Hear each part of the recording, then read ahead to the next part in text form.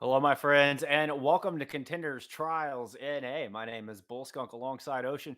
We're here in day 4 with a couple of fantastic matches coming your way. A little bit later on, we'll see Last Hope taking on Infamous. But first, it's Revival sitting at 3-0, looking to continue their perfect record, taking on Susanoo. Susanoo 1-2 right now, sitting in 5th place. But you know what?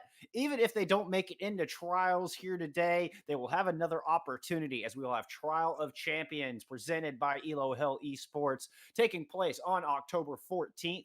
This third party event will feature a $3,000 prize pool sponsored by Blizzard and 2 more slots available to make it into contenders proper happening towards the end of this month.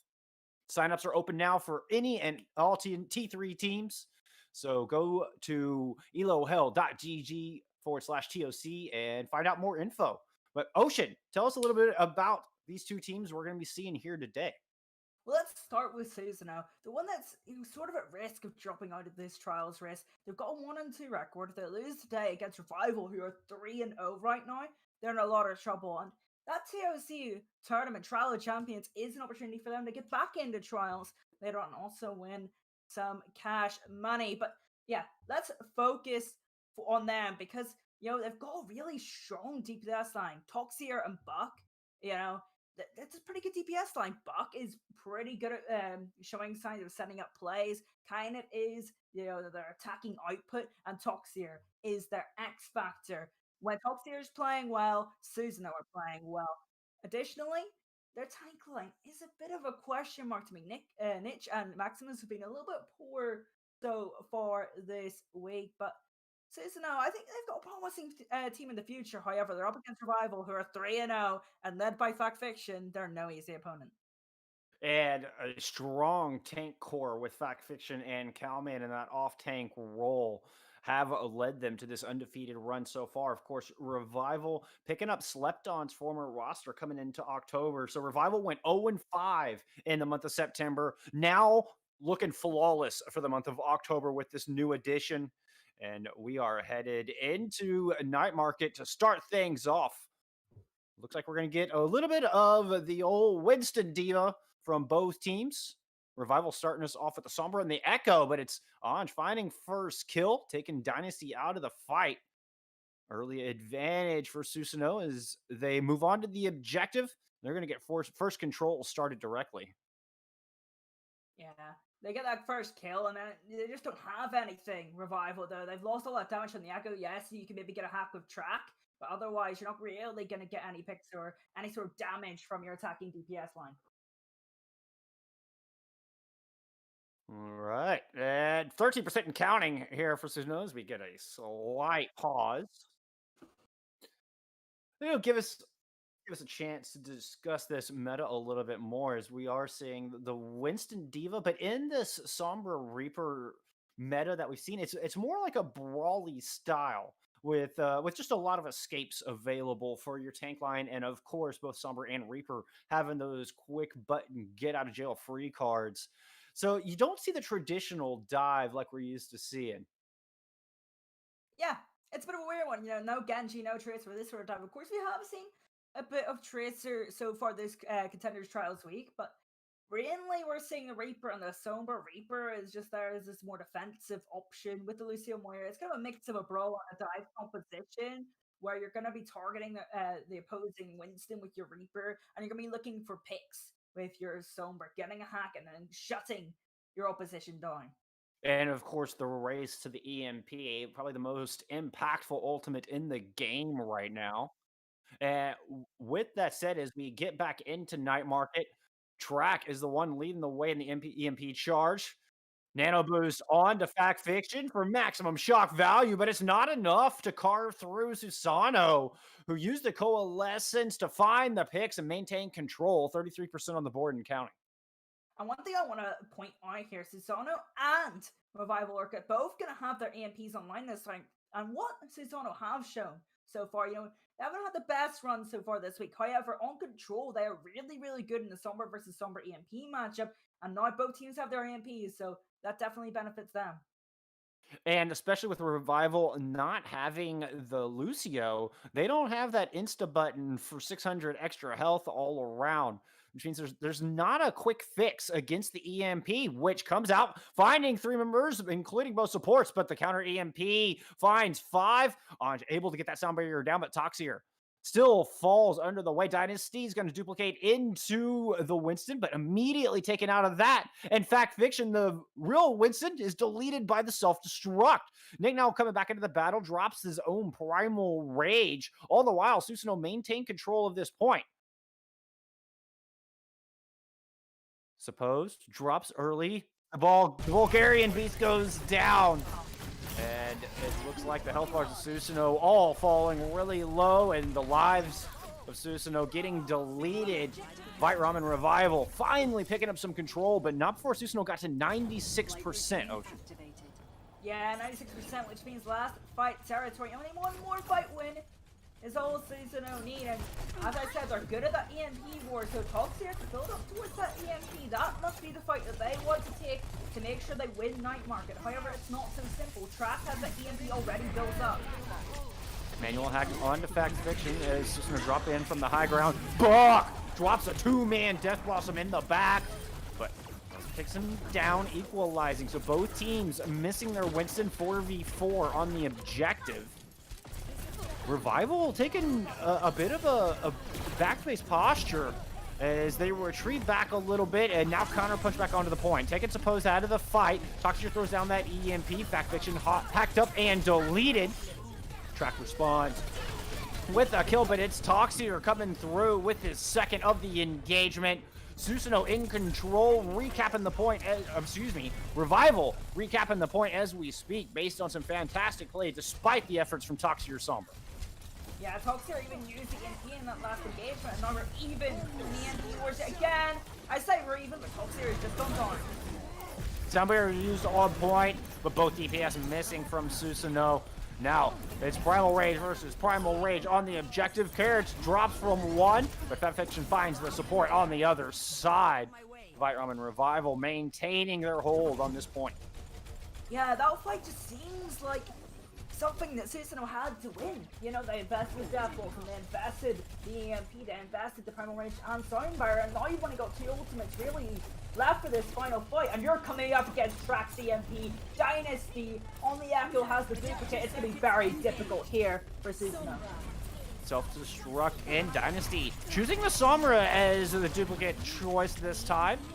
Go down from the self-destruct, and Suppose answers back with a coalition of their own. Back and forth, leaving us with a 4v4 on the point. Suppose finds a second priority kill, but there's Dynasty able to answer right back. Oh no! Dynasty does not have that escape available. Anja with the double boop, enabling Susanoo to move on and eventually reclaim control of this objective. 99-99, and it's all white jerseys left on the point. I don't think Revival will be able to get back into this one, and they will not. But it is interesting to see here, Susanoo, they're 1-2. They've struggled this entire week long, and now Revival here 3-0. They haven't lost, showing some signs of weakness.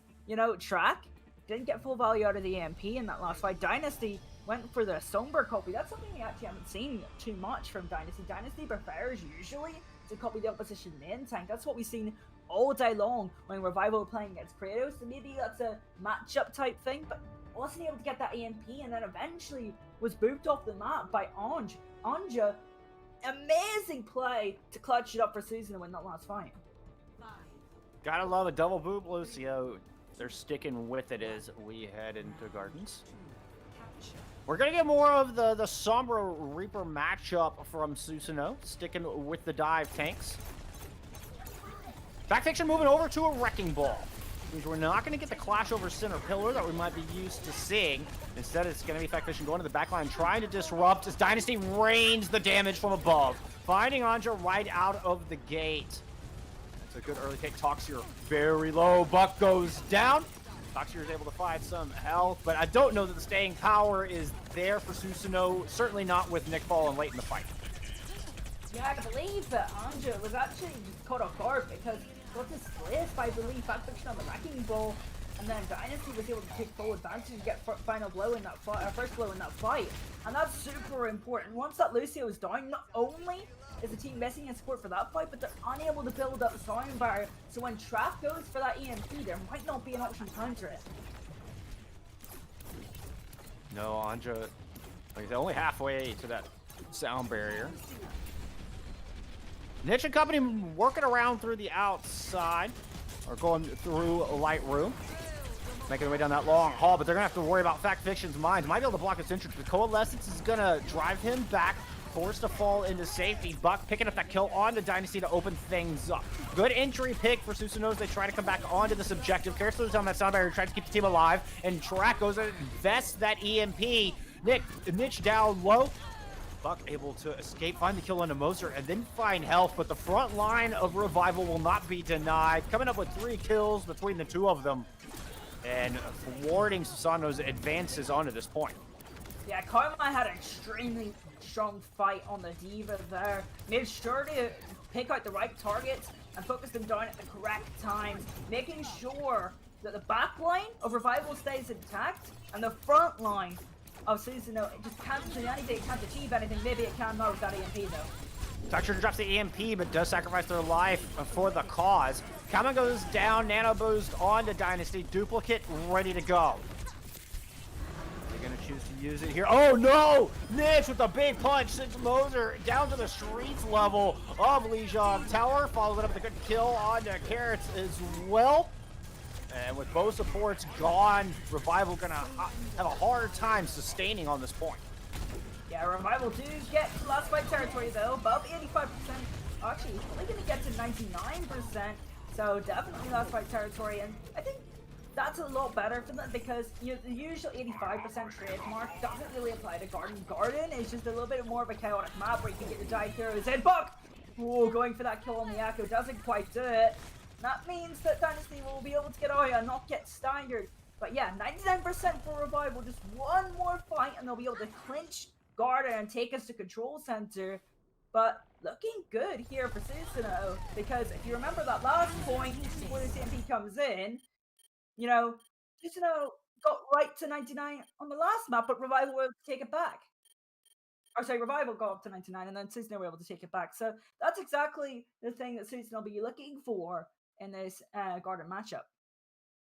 Yeah, they do get a slight pause coming through. An unfortunate DC on to Carrots, the Lucio player from Revival.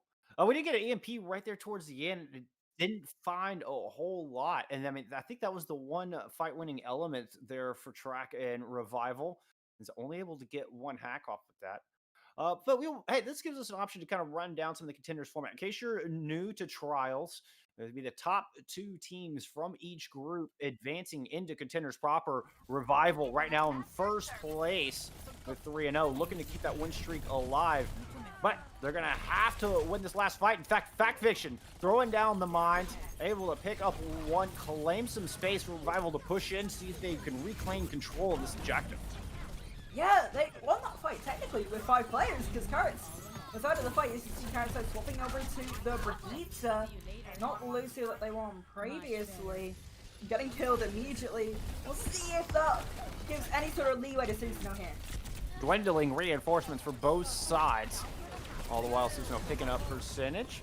Anja falls late in the fight, so Suppose is going to throw down that Coalescence, try to burn down the remaining members of Revival. It does force Track off the objective, and that's going to leave Calman open for a lot of focus fire. Yeah, and that's a critical pick on the Orange as well, because Orange is unable to build up to the rest of that sound barrier. I don't think it's going to matter too much, though, as it looks like Susanoo has sustained and that long chaotic fight is over. And look, now they're in last fight territory, you know, if they win this fight, they win the entire of Lijiang Tower. Toxier has that EMP. Sound barrier available for Susanoo as well. Dynasty looking to make something happen here with this duplicate. Putting in a lot of damage from the outside. Focusing, Beam goes down, and Andre is forced to use that sound barrier early. Nick is antied up. Nick is antied up. It drops the Primal Rage in the small room. That could be disastrous. But it's just eating so much damage. Dynasty duplicating the D.Va this time and put a lot of hurt down on a Niche. Now here comes Revival's EMP. Finds 4. Immediately 2 kills on the back of that. Andre and Maximus still hacked up.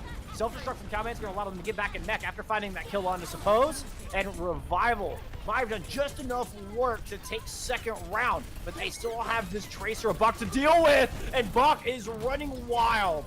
The Bulgarian Beast finding 3 with the inclusion of the kill onto the D.Va, and Susanoo starting off strong with a big upset. Take the 1-0 early lead. Woo, that was a heck of a map. Yeah, we talked about Susanoo just before the first map, and I talked about their DPS like Toxier and Buck. Buck is their, you know, their engagement tool, their outlet, right? But Toxier waited for the perfect moment for that EMP. As I said, Toxier is the X factor for this team. When Toxier is popping off, Susanoo is popping off, and that's exactly what happened there on Guarded. And you have to feel this is a bit of an upset, as you said earlier. You know, Revival 3-0. Susanoo were 1-2.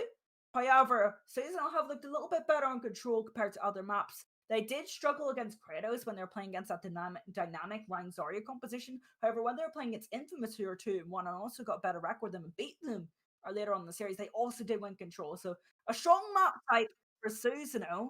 However, Revival didn't really expect them to drop that map. No, and one thing we mentioned prior to the series starting is you were starting to talk about that. When Susanoo is kind of on the back foot and look to be falling behind, Buck is the one to step up. And that's exactly what we saw happen at the end of Lijiang Tower. Buck coming through on that Tracer and finding 3 critical pickoffs to give them the edge needed. I mean, I thought Revival was going to pull it out in the end. Buck said, absolutely not. The Buck stops here. You see what I did there? You see what I did? Yeah. I got it. That was very, very good. And yeah, I mean, I want to go back on that because, you know, the EMP wars are so important on control and Toxier and the rest of Susanoo have been really good at that all week. You know, as I said, against Infamous, they were winning the EMP wars. And now again, they're winning the EMP wars, making sure when both teams have EMP, they're getting more value. They're able to counteract their opposing AOP with Sound Barrier because Orange is so good at reading when the opponent has ultimates. And you know, Susanoo, good on control, but now they face a more difficult challenge here on Junkertown. Susanoo will be on the left-hand side of your screen, starting us off on the defense as we head into map number 2. And Junkertown does leave some things open. We've seen some interesting comp swaps on this map before from both regions or Contenders trials. And Susanoo, well, as we get into the map, looks like Toxier's heading over to the Widowmaker, but look at this tank line, Ocean. Yeah, Sigma Roadhog, and it's funny you mention that we see weirder compositions on this map because we actually saw Revival struggle on this map earlier in the week against Kratos. This is the one map that they really kind of got battered in. They ran out with a Sigma Winston composition, which isn't traditional. However, it's not a horrible composition, and I kind of just got stuck on it and were unable to do anything. This time it looks like they're running the old style double shield, and they're coming up against the Sigma Roadhog, which we have seen in Overwatch League from the Soul Dynasty. We'll see if it has any sort of impact here for the defense. The composition, Overwatch League caster Wolf has dubbed Pig's Feet with a double sniper on the defense. A lot of room to work. And Susanoo just going to sit back in courtyard, see if they can find some early picks, and await Revival to approach this important corner. Hook from the inside, just narrowly misses Dynasty. That would have been a huge pick to start off this engagement. Now the cart is rolling around that final corner, and this is going to break out. Maximus and Mosier both falling, one for each team respectively. Track lands the nice headshot to take Buck down. opening things up for the defense. Mercy able to get the res onto Maximus, so both tanks back in the fight for Susanoo, but they have got to find a way to put the brakes on this cart. Yeah, it's just Dynasty's really struggling to find any sort of value or leeway on this Echo. As soon as I say that, get some sticky bombs into the backline on the Orange, but you're playing against double sniper or double hit scan rather, and you're on the Echo. It's like, oh, the track gets the headshot on the Bach. That's a feels good moment for any Widowmaker, and able to pop the Tracer in the head. But Nitch drops the whole hog inside the small building, able to find a couple kills, and invite Raimund first to reset. This is exactly what happened to Revival on Junkertown earlier in the week. They got one of the first two corners that are really difficult for the offense. However, when it got to the end, they couldn't go anywhere. They couldn't deal with that defensive advantage where the hit scans here, they come back from spawn and they just have that high ground. They couldn't deal with it. And it looks like they're struggling here yet again. Yeah, a little bit of disconnect. Cowman able to find the kill on the Buck, equalize, followed up with a nice kill onto the Mercy to boot.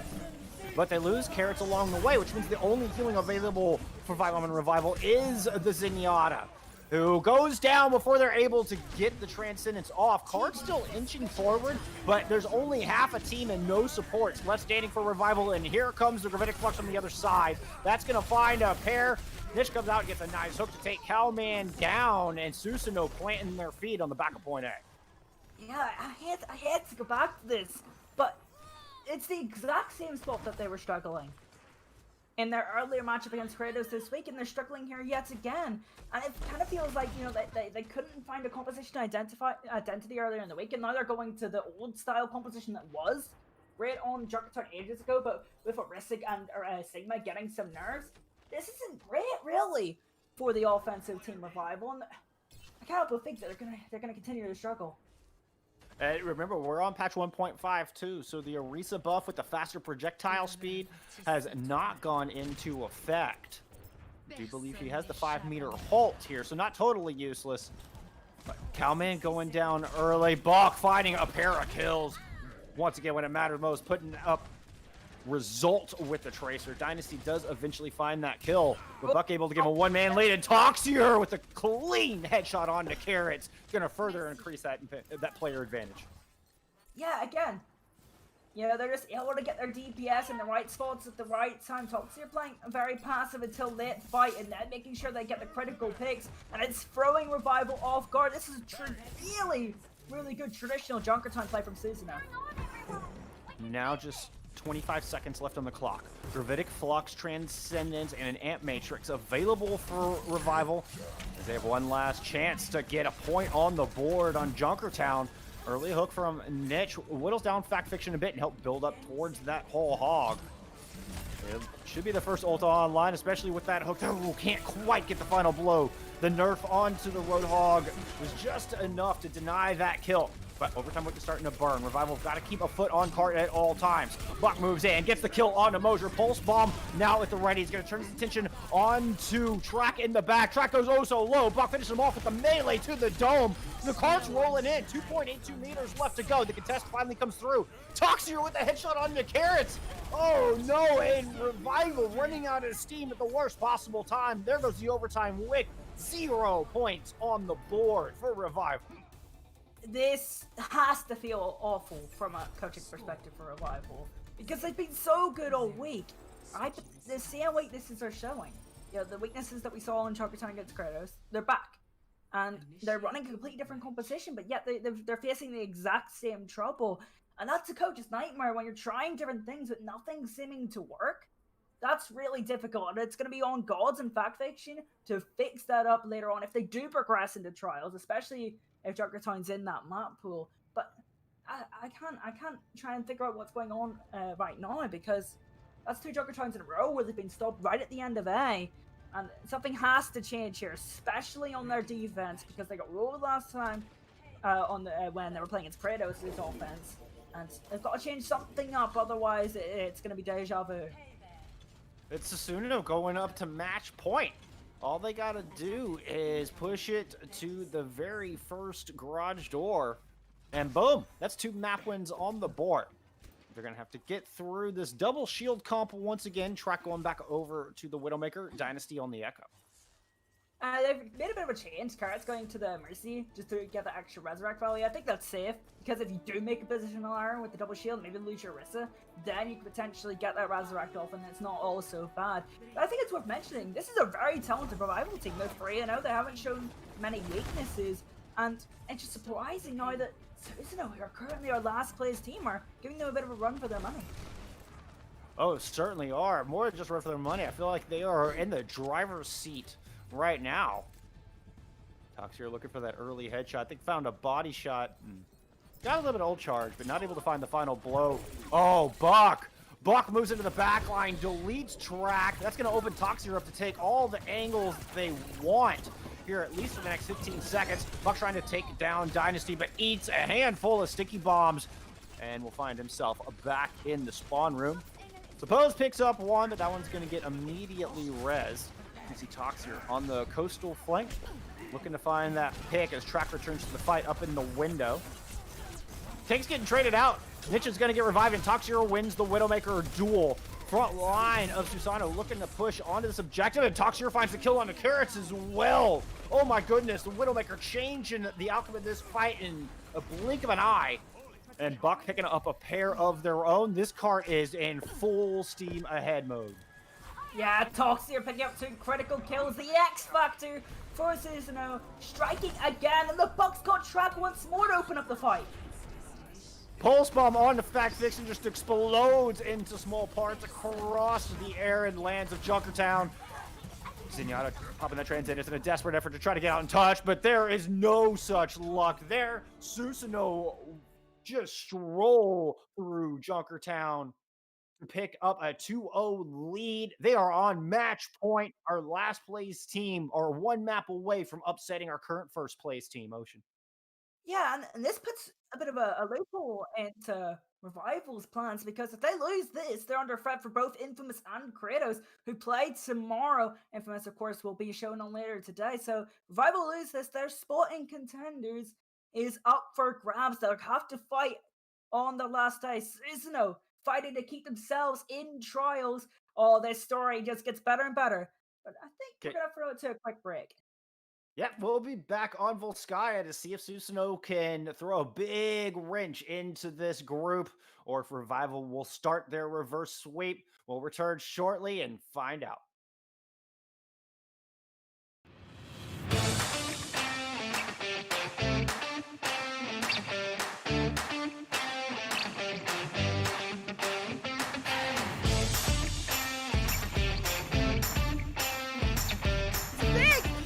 Academy, they lay down the shatter, let the bodies hit the floor. Uprising Academy at 95%. Right now with Hydra building up to this Vera barrage so quickly. Oh, and asking.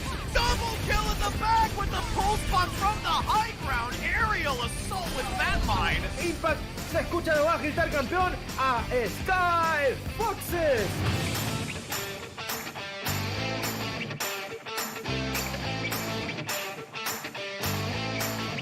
Holy cow.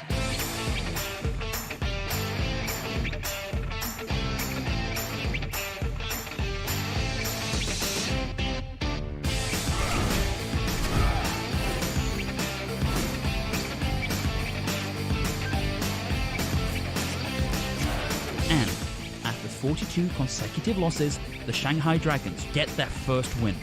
8 teams enter this weekend. Oh no, Reinhardt, what are you doing?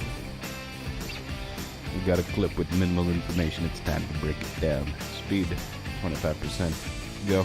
Figure out what this man's SR is. Keep fighting until it's for sure lost. Winnable!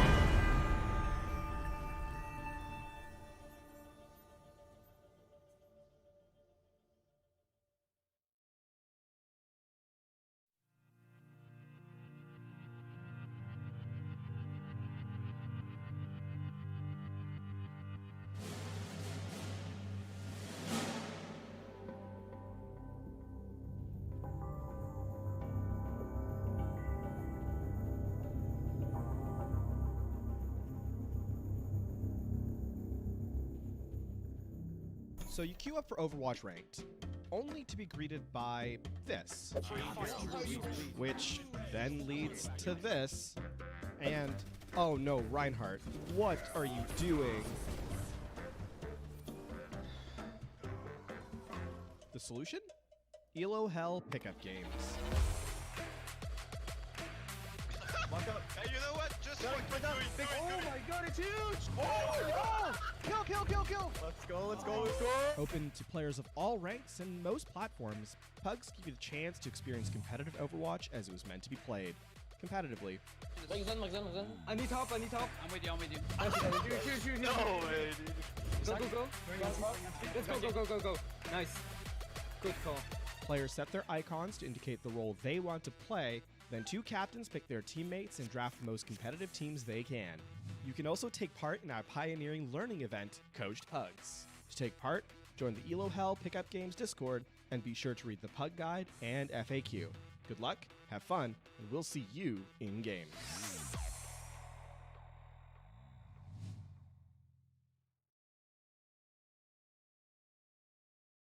Welcome back, my friends. We are here in the back half of Fight Ramen Revival versus Susanoo. The undefeated Revival, well, they're down 0-2, and our last place team in the group looking to complete a 3-0 upset as we head into map number 3, which will be Volskaya for today's events. Actually, Volskaya is my favorite map in Overwatch, so super excited to be here. I'm not so certain that Susanoo are happy to be on Volskaya. They've struggled on Volskaya this week, and that does seem to maybe be the trend of this series. You know, maps that these teams have been strong on. They're reappearing here on day 4 of Contenders Trials, and it'll be if Susanoo can get back into the groove of Volskaya Industries and keep the momentum going in the series, Revival could be in trouble. However, Revival have looked pretty good on Volskaya so far themselves. Yeah, running some anti-meta compositions really from both teams on Junkertown. We'll have Susanoo starting us off on the defense as we head into our assault map. And going into Snowy Volskaya, I expect to see a little bit of swap up. I mean, obviously the teams might prove me wrong, but I'm thinking we're probably going to get something a little bit more of the current meta as we get into this third map. Yeah, definitely something a little bit closer to the meta. You would expect at least a Moira on the offense and the Honor Lucy or the Honor Mercy on the defense, because Volskaya Industries is my favorite map for such a weird reason, and that's because you play at such different paces, or want to ideally play at such different paces based on if you're attacking or defending. If you're on the offense, currently that will be Revival. You want to play as fast as possible, as aggressive as possible, because whoever technically engages on Volskaya first wins. And that means on the defense, you want to play extremely slow, look for picks so the offense can't engage and then can't win that fight. And then you look for the right moment for your engagement so you can win the fight. That's just a typical trend of Volskaya, and of course it's an assault game mode, so the longer you dwindle down that time bank, the better for future rounds. Revival coming out of the gate, using the Symmetra just to get into the fight a little bit quicker. But the Dynasty going over to a Genji. We have not seen the Cyber Ninja very much since he got nerfed a couple months back. Okay, the opposite for the Reaper. That's a little bit more of what I was expecting. But Buck finds the early pick before Dynasty can even get in the fight. Toxier eventually takes down the Reaper. Only 5% built towards that Death Blossom. Yeah, see what Buck's doing here. This is how you play Volskaya perfectly. Buck is making sure that that offense cannot engage. Just pestering them. And this time actually manages to get the kill on to Trap, which will hold down the EMP progress and the time bank for the offense. Can Revival get a clean engagement here? Fact Fiction going very low right out of the gate. Anja gets the kill. The stick on the Cowman has got that mech super low. Does back up and find some healing. The Revival have to survive, have to exit cleanly. Otherwise, a stagger here could just be absolutely nasty. Toxier with EMP already online. I just love that they know they need to engage first, otherwise they're going to lose the fight. And now they've got the EMP to do so. And that finds 4, but Carrot's able to avoid it, gets the sound barrier out. So no kills as a result of that EMP from Susanoo. Mitch throwing down the Primal Rage, trying to hold Revival in that small room, but a lot of damage on the back end. Fact dropping their own Primal Rage to avoid getting killed off the side. Instead throws Suppose into the icy waters of Volskaya. Track finds a kill, as does Calman, and it's a 5v3 on this objective, favoring Revival. Maximus just gonna forfeit their life. Revival picking up point A. Yeah, I feel like that's a really good take on how to play Volskaya. They were making sure they're engaging, making sure the offense can't play as aggressive as they want, can't engage how they want, and they're pressing in a lot. However, realistically, you're winning fights so quickly that the offense is just going to get a little bit, maybe 1 or 2 team fights than they would normally. And that means they've got a couple more opportunities to attack and build up BMP, and that's exactly what they did. They waited for a track CMP, and then they countered in that fight after Hulksphere to get the best value out of there. AMP from Toxier. Speaking of value, Calman's gonna get demech. Moser and Carrots going down to the hands of Buck. Buck finds a third onto Dynasty. What a great hold. Good news for Revivals. They held on to their 2 finishing ults, waiting for that support ult of the EMP, the initiation ult to come online.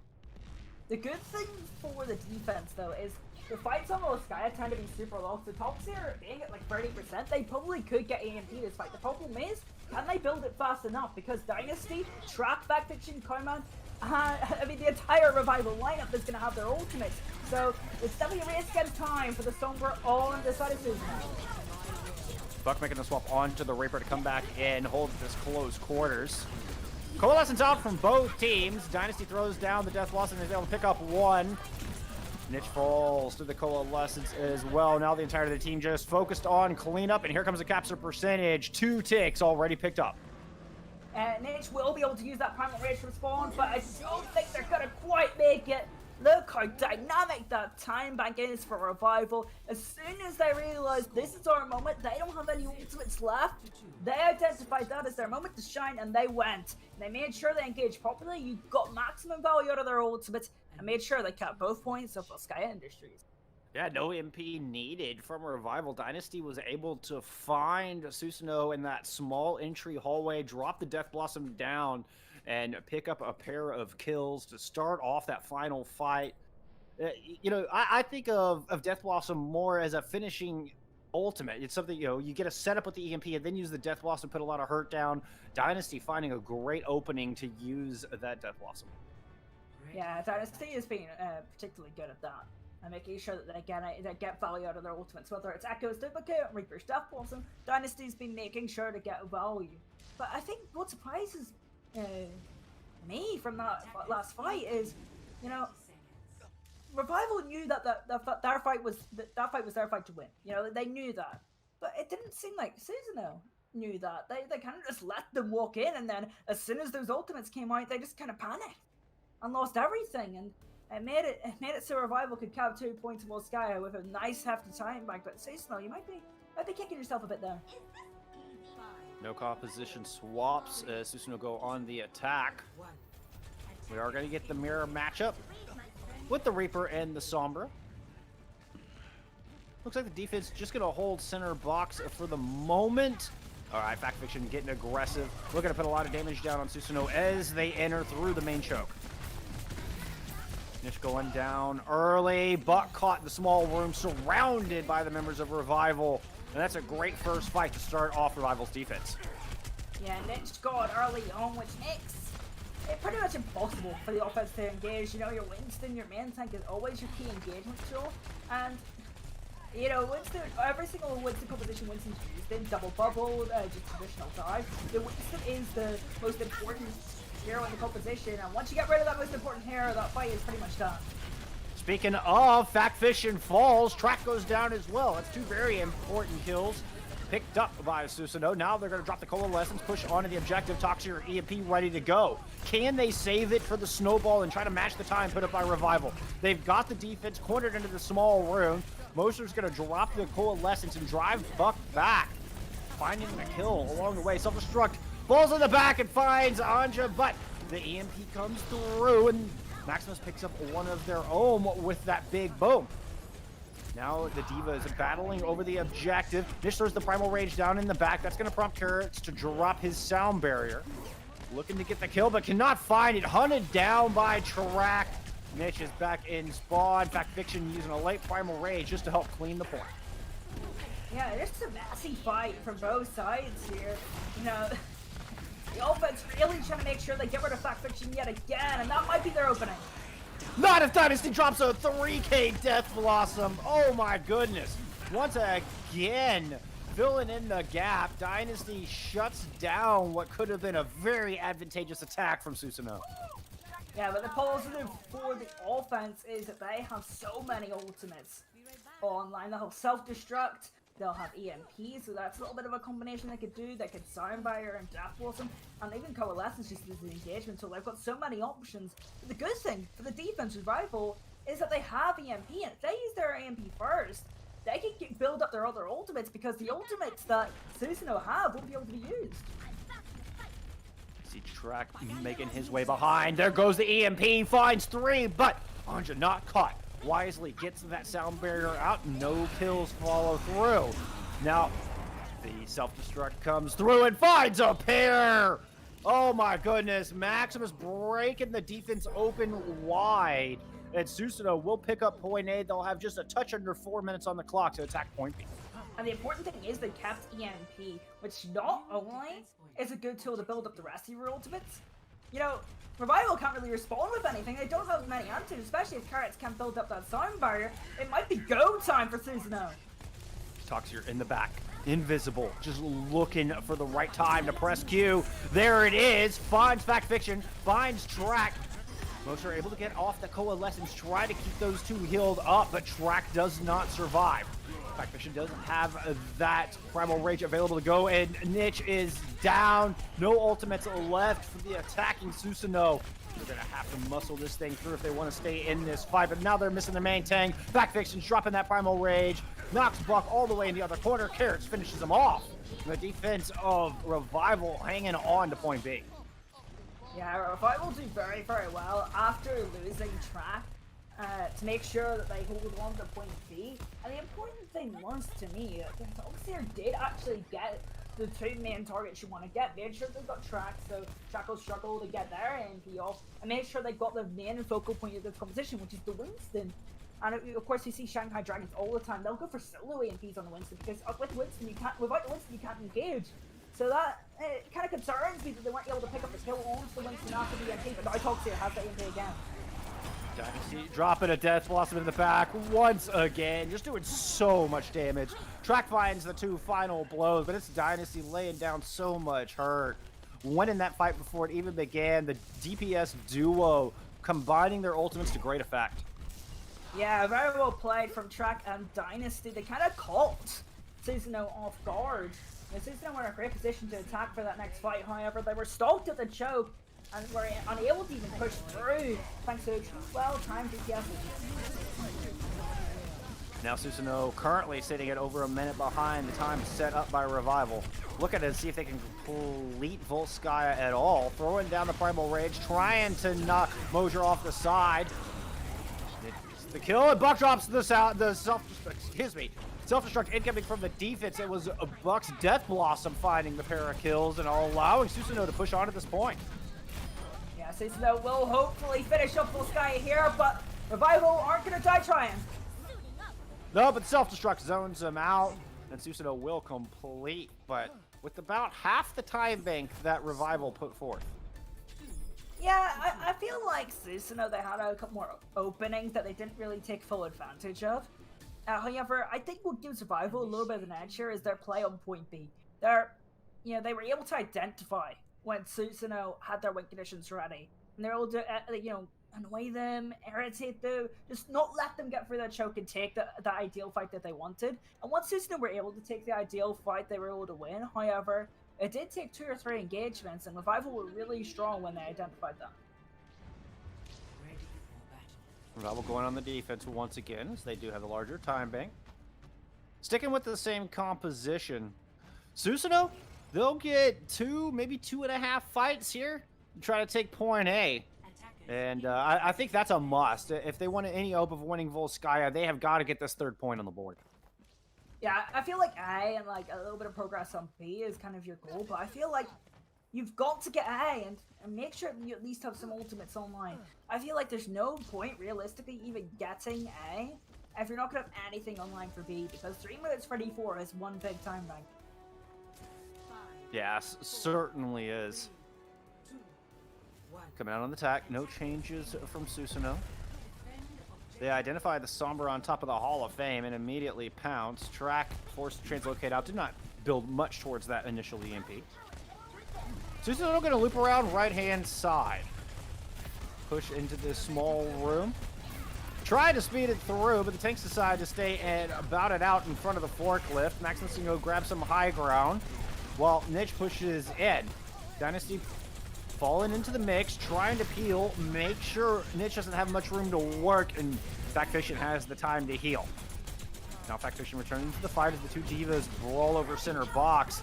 Susanoo have managed to kind of flip this thing around, though, now taking up residence on the objective. Niche throwing down the Primal Rage into the backline, trying to take Carrots out of this fight. Carrots 5% to that sound barrier, does manage to survive, avoid Niche's Primal Rage, and that might be just the nail in the coffin if Revival get back into this thing. But here comes the EMP from the other side. Factfiction is down. The sound barrier not enough to keep him alive.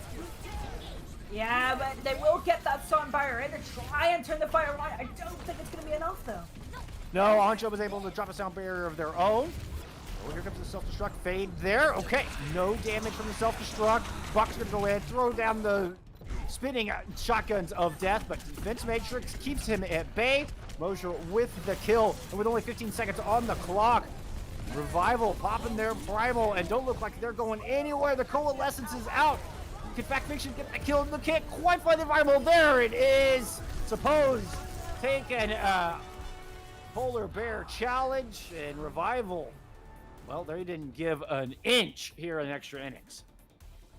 Carman and Factfiction are probably the best tank line in Trials, and that showed in that last fight. Carman, that defense matrix over their back line to keep two members of their team alive, making sure the Revival could hold on to point A, and once Carman was able to do their defensive duties, Factfiction came back in and did the rest, with the Primal Rage nullifying the value of the Coalescence and eventually getting the kill. The Revival tank line trying their best, and their utmost best, to get them back in the series. And now they just need 33% to get that goose egg out of their map score, and they have 3 minutes and 34 seconds to make it happen. We'll see if Susanoo wants to make any changes going on to the defense. Looks like might get some DPS swaps, which means we're going to get some support swaps as well. We'll see if this compositional change will be enough to get the draw. It's the best they can hope for on this map.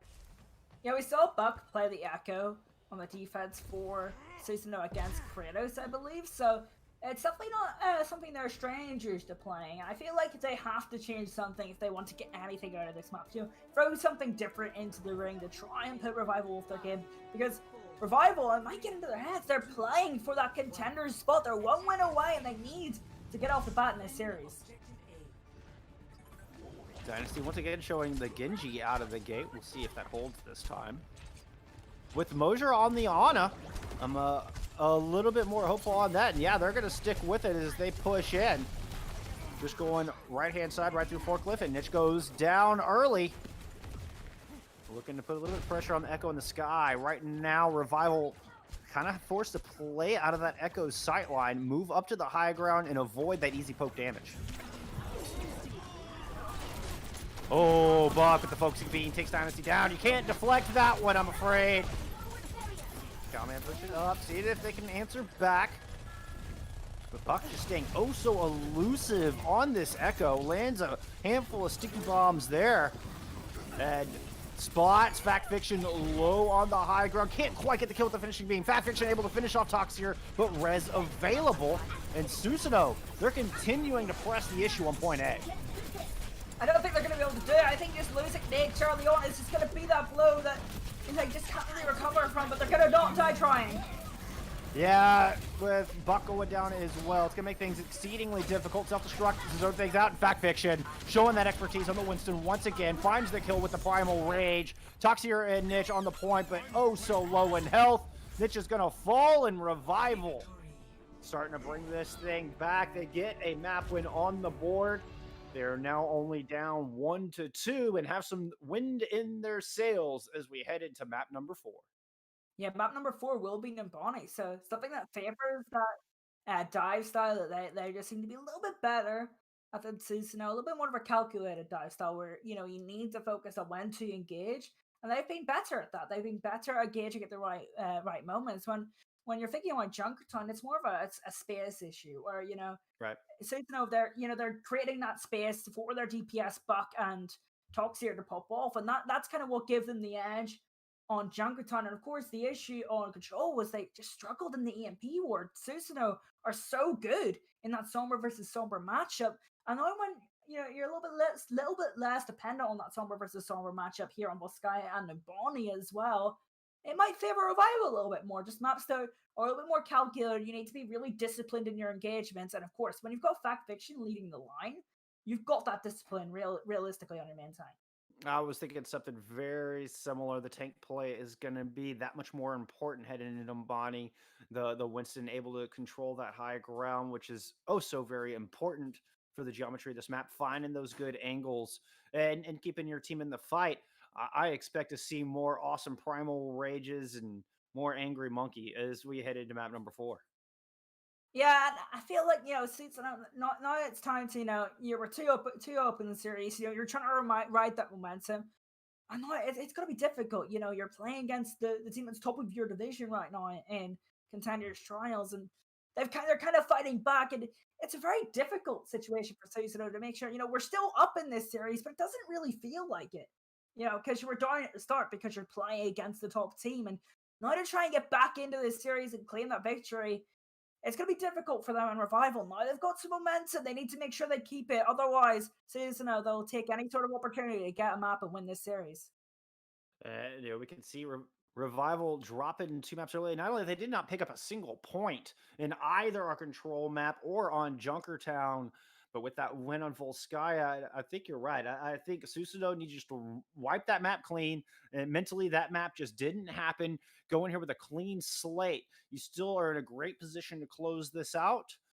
And I think it's going to take another fantastic DPS performance from Toxier and Buck, as they're going to come out on the Sombra and Reaper respectively. Susanoo take it to the defense to start us off on Numbani.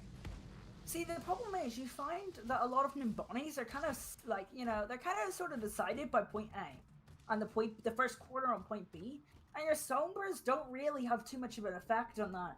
And when your X Factor top series on the Sombra isn't really going to have the biggest impact on the map from the start of it, that could definitely cause Susanoo some problems. But one thing I do like from Susanoo's perspective is they're sticking on that meta composition. They're not changing anything up too much. Whereas Revival, they're testing out the Brigitte, Dynasty switching over from the Reaper to the Echo at points. I like the fact Susanoo have this sort of identity that they want to keep. Well, and on that note of Toxier Sombra, once you get to point C, the Sombra can be very, very strong. So this may be an issue. Would you see Susanoo stall out to buy as much time as they can on point A? Point B is a little bit of a wash on Numbani because you don't get that second spawn as a defender. You have to make the long walk back. As we see Toxier starting off strong there with an early pick on a Fact Fiction. But, if they give up point A and B, not all is lost for Susanoo, as I think they can make a strong hold on C. Now, they did lose their Winston as well during this engagement. So Dynasty and Cowman looking to take the high ground, see if they can open this thing up and put up a monstrous time out of the gate. Yeah, that fight was just a stalemate for so long because both Winston weren't there, so both teams couldn't engage, but now it's all changed. In fact, Fiction gets the nano boost, go in and shock him down. Oh, the DMAC and deletion of Maximus. Second kill for the Attacker Revival on that second engagement. And they're going to pick the point A up with over 5 minutes left in the bank. Yeah, it just seemed to benefit the offense. They were so patient. And the defense, they just kind of seemed lost when they didn't have their Winston. They kind of just lost that basic positioning that they had. And the important thing now for the offense is that they get around this corner. Don't let Susanoo set up on this corner, otherwise they're going to be in a bit of trouble. Well, they avoided the first AP and took track down. Dynasty duplicated the Sombras, not able to get the second one built up. Suppose throwing in the Coalescence from the back line, but it's not enough to keep the DPS player Buck alive. and Susanoo forced to withdraw and reset. Revival continue to roll through point B. And you can see how desperate Susanoo were to hold that corner because, you know, they lost point A so quickly. Their only way of getting time off the bank is holding that corner because it can be so difficult for the offense. And you can get a bit of a storm camp going, but other than that, you can't really stall any time out of point B. And they need as much time as possible to get as many fights as possible with Toxier Sombra on point C if they're going to get any value out of their current composition. Yeah, and host of impactful ult available for the attacking team. EMP out late, and Cowman will throw the self-destruct down. That's gonna deny the follow-up to the, or excuse me, that is the follow-up to Revival's EMP. Despite losing track, they pick up that second point. Yeah, I think the only benefit that this now means for Susanoo is that they have a lot of supposed win conditions online for this next fight, which means they'll get a bit of time off the call. But look at this, 5 minutes for the offense on Numbani point. See, that's not something you ever see. Primal Rage from Fact Fiction to start off this first fight on the third objective. We're gonna get Niche dropping one of their own. Maximus has been self-destructed, is able to pick up the kill on Mosier, and Buck finds Carrot. So no more supports left standing for Revival. And Dynasty caught behind enemy lines. Not gonna last long back there. Yeah, and they managed to keep some ultimates on the defense. They'll have 4 for the next fight. So they're in a pretty good position to at least hold for a couple more fights. And we did say that point C is going to be where Susanoo make their mark. So not a surprise that they lost both those first 2 points quickly. But the time bank gave so much leeway for the offense just to create as many win conditions and as many fights where they have the advantage as possible. Especially in time to make these compositional swaps. Go into the Rhine Zarya to try to muscle it home through this long, narrow point. Cowman falls early, right-clicking themselves, it looked like, with Buck throwing the Death Blossom right in the overpass. Dynasty and Carrots answering back, though, as Susanoo's defense overextended and lost a third of their team, and now they've given the momentum shift right back over to Revival. Dynasty's going to duplicate into the Sombra, and Track has a real EMP ready to go. This is going to be back-to-back EMPs. Track drops theirs, gets 3. Dynasty, I believe, has theirs ready to go. There comes a second EMP. Don't forget about second EMP. That caught the other half of the team. What an amazing back-to-back ultimates from the DPS players of Revival. They're going to complete Numbani with over 3.5 minutes left in the bank. What a terrific time, Michael. What a terrific play. The DPS duo of Revival, they're sick of Toxier and Buck getting the spotlight. They want the spotlight for themselves, and with that, Echo duplicating the Sombra, Track already with their EMP, the double EMP. We've seen that from teams at the top level. Shanghai Dragons ran this a lot with Fleta and Lip. Fleta would always try and copy the Sombra as well to get those EMP online. And Track and Dynasty showing the exact same skills as that DPS duo, maybe to a little bit of a less mechanical level, but they're showing that exact same knowledge in Contenders Trials, and that's exceptionally good if you're Revival. And one more thing, but before I pass it back to you is, you know, Susanoo, they looked pretty good on that corner of point C. They just won a fight, and then they overextended. That, you know, they lost that discipline. We were talking about that discipline that you need to play on Volskaya Industries, that discipline that you need to play in Numbani, and it just doesn't seem that they have that. No, and going back to the double EMP, I agree with you. That's what gave up all the space for the double EMP to work. But man, that made my OCD happy, right? Like, Track gets both DPS and Niche with one. Then Dynasty gets both supports and Maximus with the other. It was just a perfect split. Well, what an outstanding play. I'm still replaying that one in my head, Ocean. And now Revival going on the defense, hoping that fantastic time is enough to send us to a map 5. They want to maintain their perfect streak here through Contenders Trials. Dynasty pulling out the Echo to make it happen. Buck looks like they're answering with the same hero, though. Yeah, look, Toxier on the Ashe as well. So similar composition that they wanted to bring out on Volskaya defense. This seems like what is their backup composition if something isn't going right. They like to change it up, put Toxier on the Ashe, Buck on the Echo, and see if they can make the magic happen. Fact Fiction engaging on the high ground. The rest of the defense was waiting just around the corner to support, but it's not enough. Buck burns him down with the focusing beam.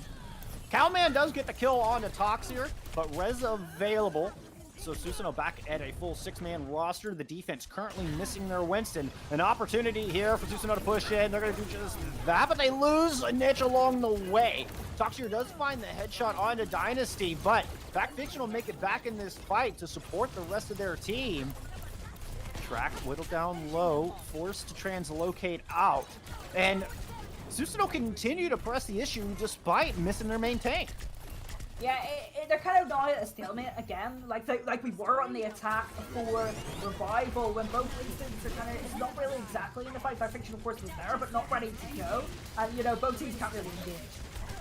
Speaking of, both Nanos going on to the Winstons. Oh, but Niche outstays his welcome, excuse me, and falls to the mace to the face. Both tanks missing means a full reset coming through. Susanoo, you've got to regroup here. Don't overextend again. Yeah, I feel like that mistake kind of, you know, entertains the entire idea of this series. And look, Buck getting cancelled out, which means a little bit more time off the clock for the offense, and that can't be good for Susanoo's confidence. And I can't help but feel that if Toxier and Anja were back there with the rest of the team, they'd have been able to punish Track. Instead, it's Track finding the kill. Now Kalman's going to move in, take the other DPS down. Susanoo can't seem to even make it to the objective with all 6 members alive.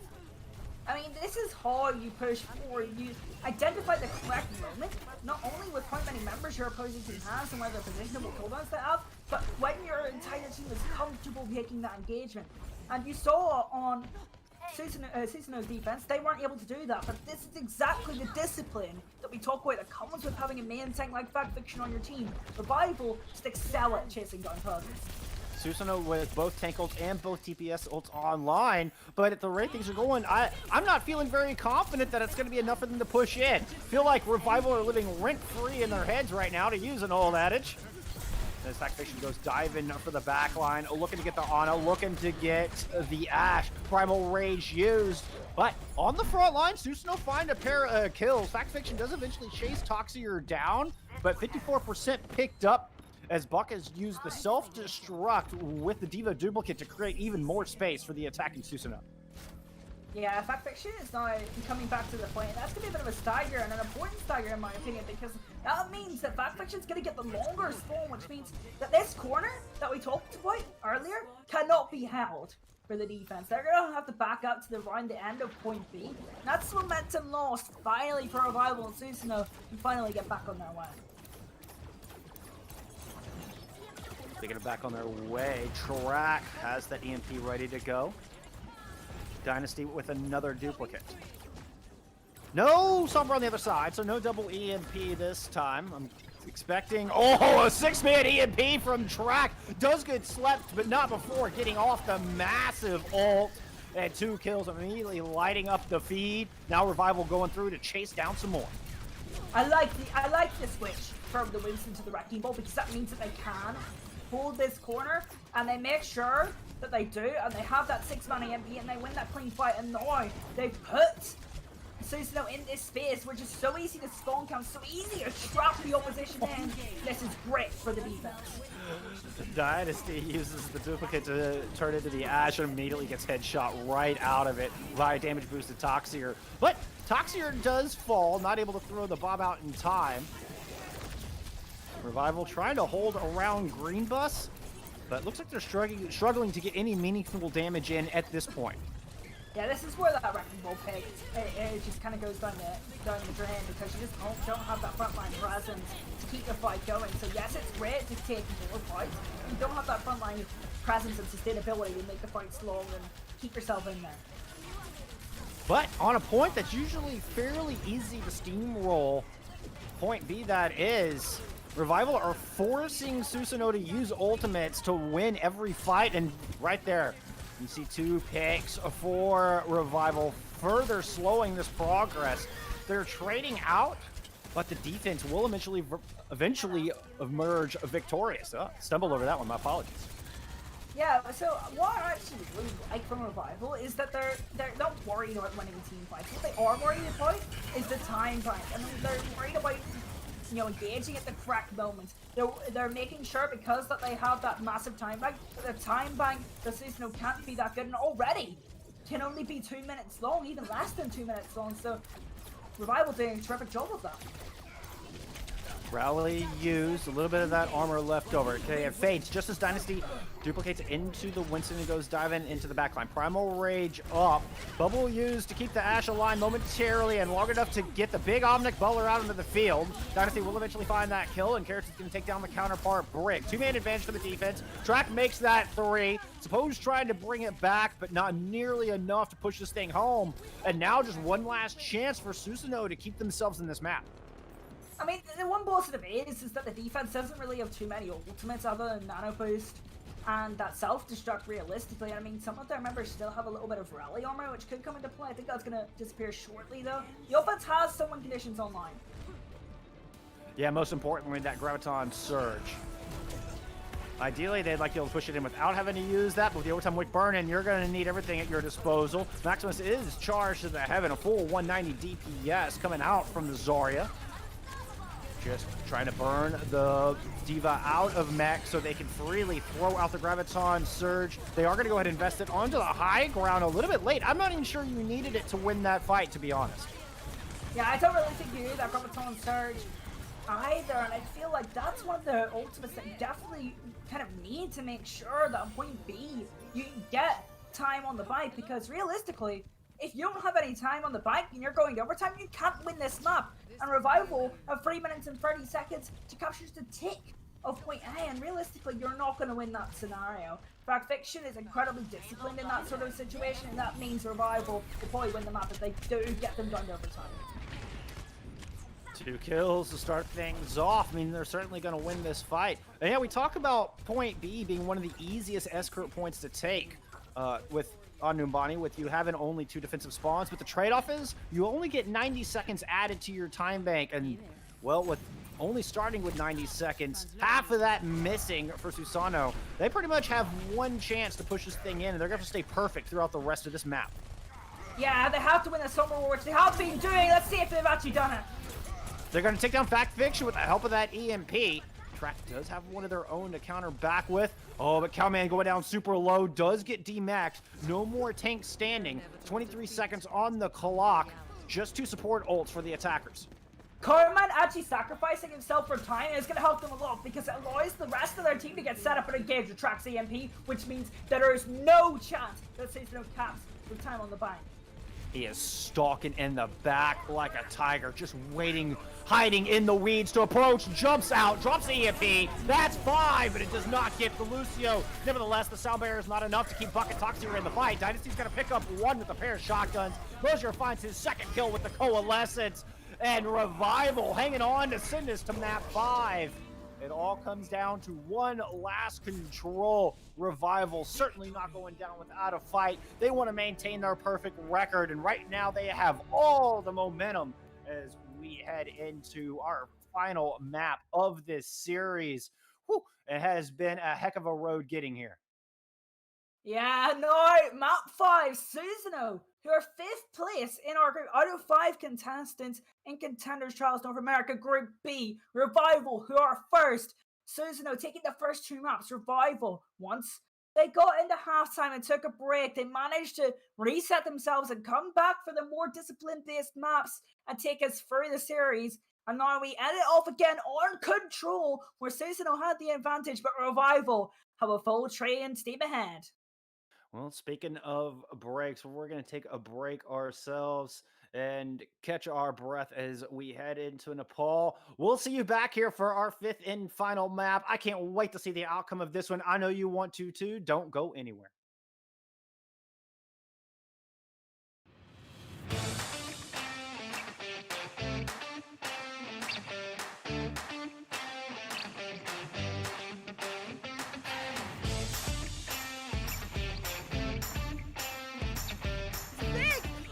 Academy, they lay down the shatter, let the bodies hit the floor. Uprising Academy at 95%. Right now with Hydra building up to this Bear Barrage so quickly. Oh! And asking!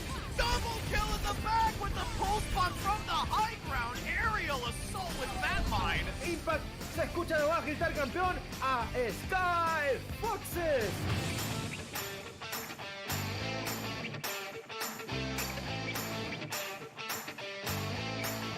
Holy cow.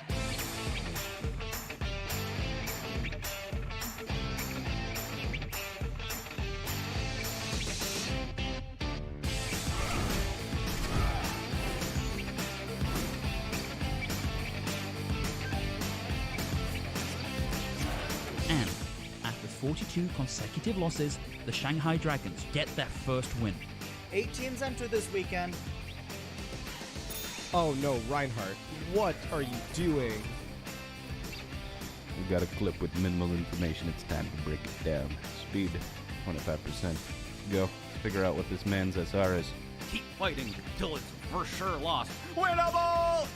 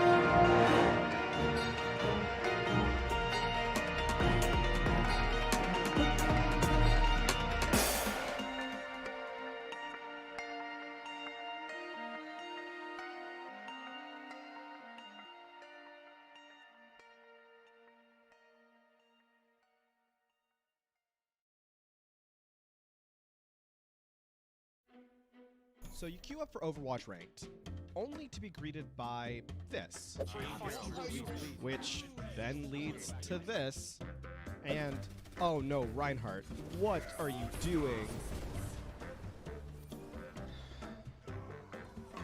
The solution? Elo Hell pickup games. Hey, you know what? Just Oh my god, it's huge! Oh! Kill! Let's go. Open to players of all ranks and most platforms, Pugs give you the chance to experience competitive Overwatch as it was meant to be played, competitively. I need help. I'm with you. Shoot. no way, dude. Go. Let's go. Nice. Good call.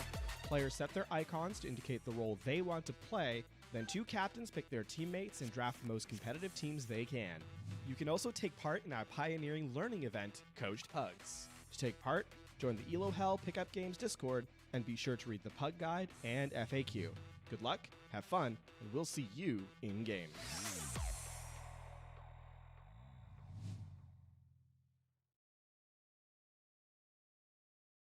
Well, welcome back, my friends, to Contenders Trial NA. We are here in day number 4, and Revival looking to complete their reverse sweep and continue their lossless streak through this week, as they have brought it back from the brink of defeat.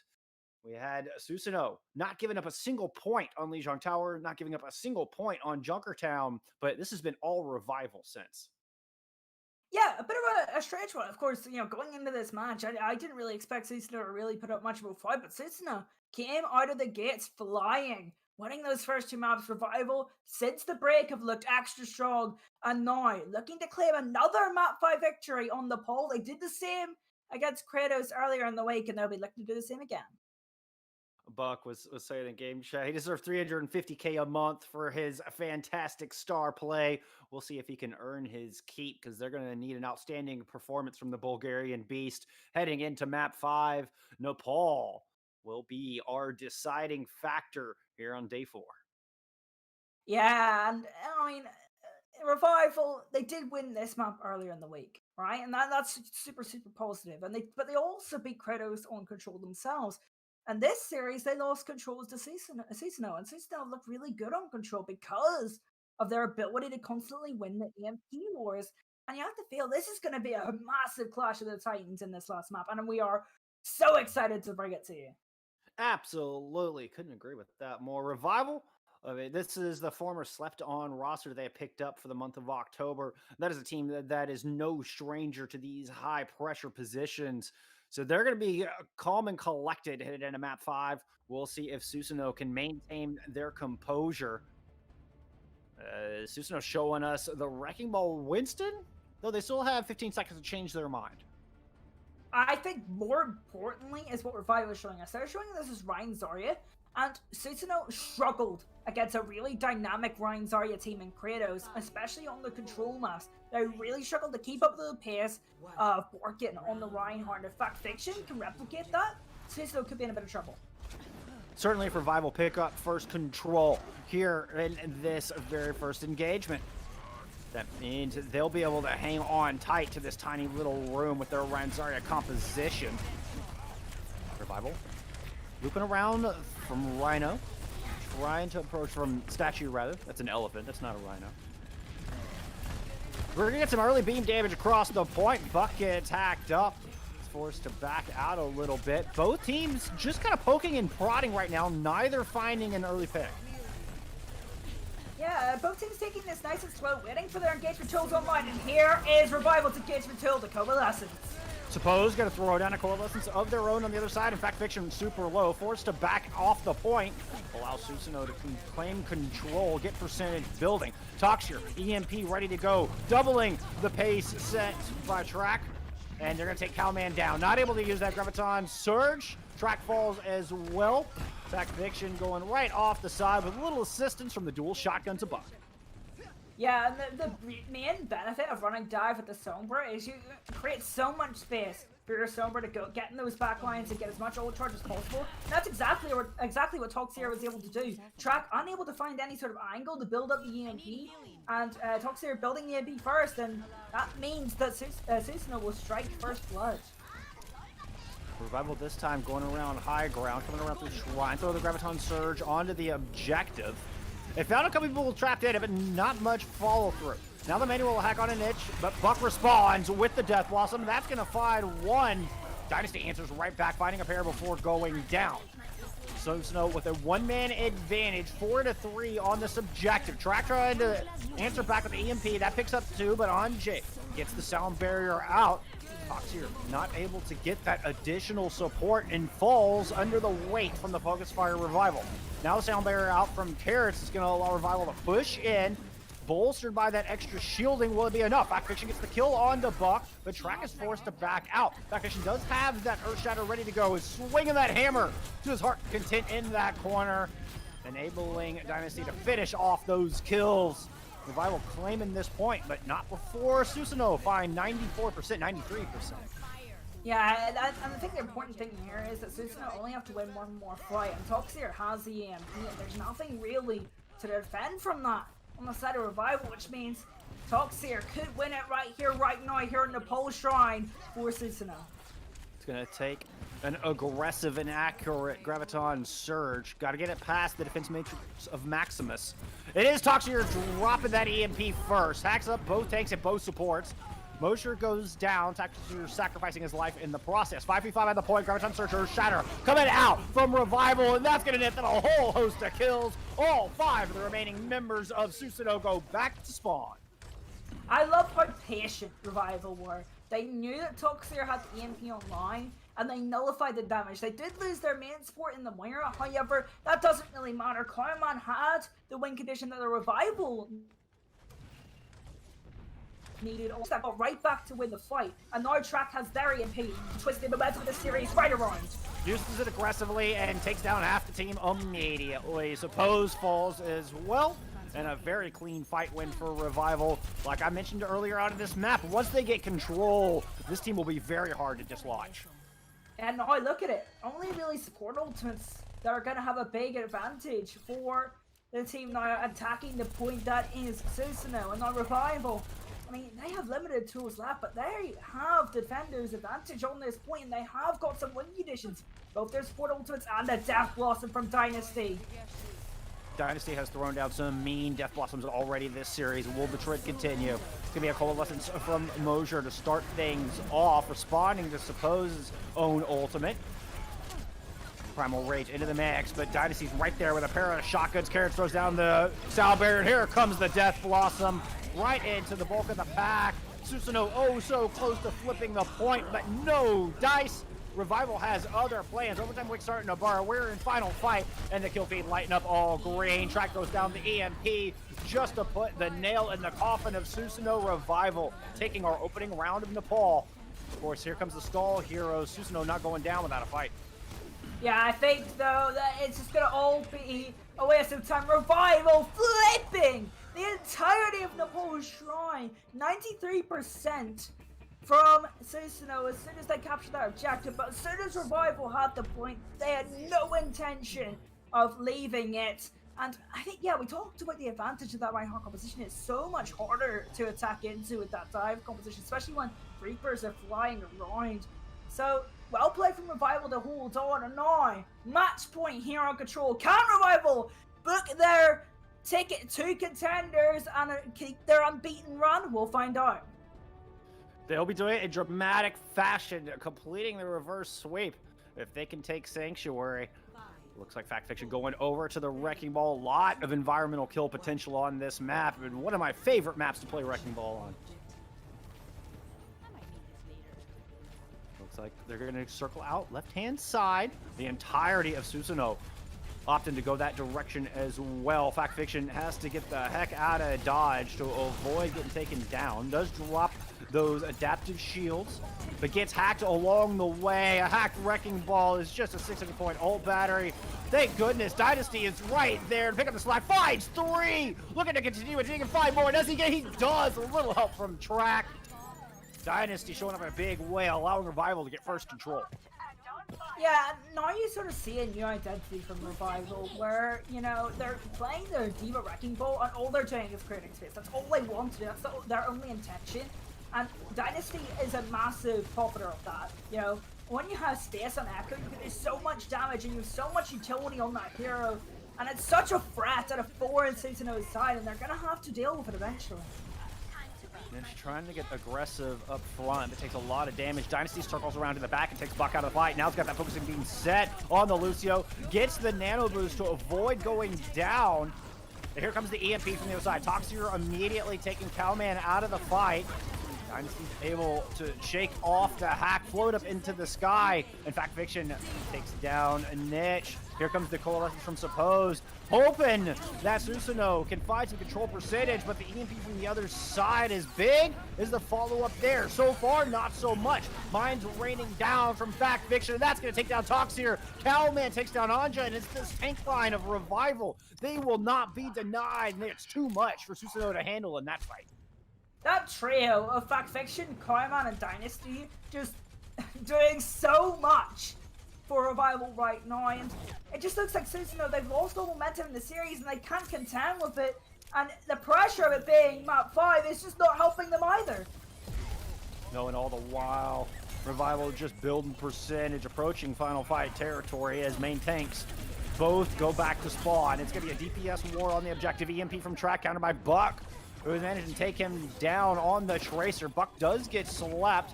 Gonna wake up from his... No! Mosier takes him down. Will not allow him to get back in the fight. Self-destruct bought a little bit of space, but only a little, and not enough to overcome the DPS duel. As Dynasty's able to pick up that kill line, I suppose. Moira now absent. Dynasty's gonna duplicate into the Diva.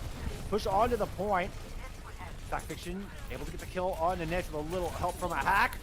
Dynasty in the duplicate form, takes down the Lucio, drops a self-destruct, finds the kill with the pilot form, the Buddy Blaster in full effect, turns back into Echo, and just continues to rain hell from above. Oh my goodness, Revival are on the break.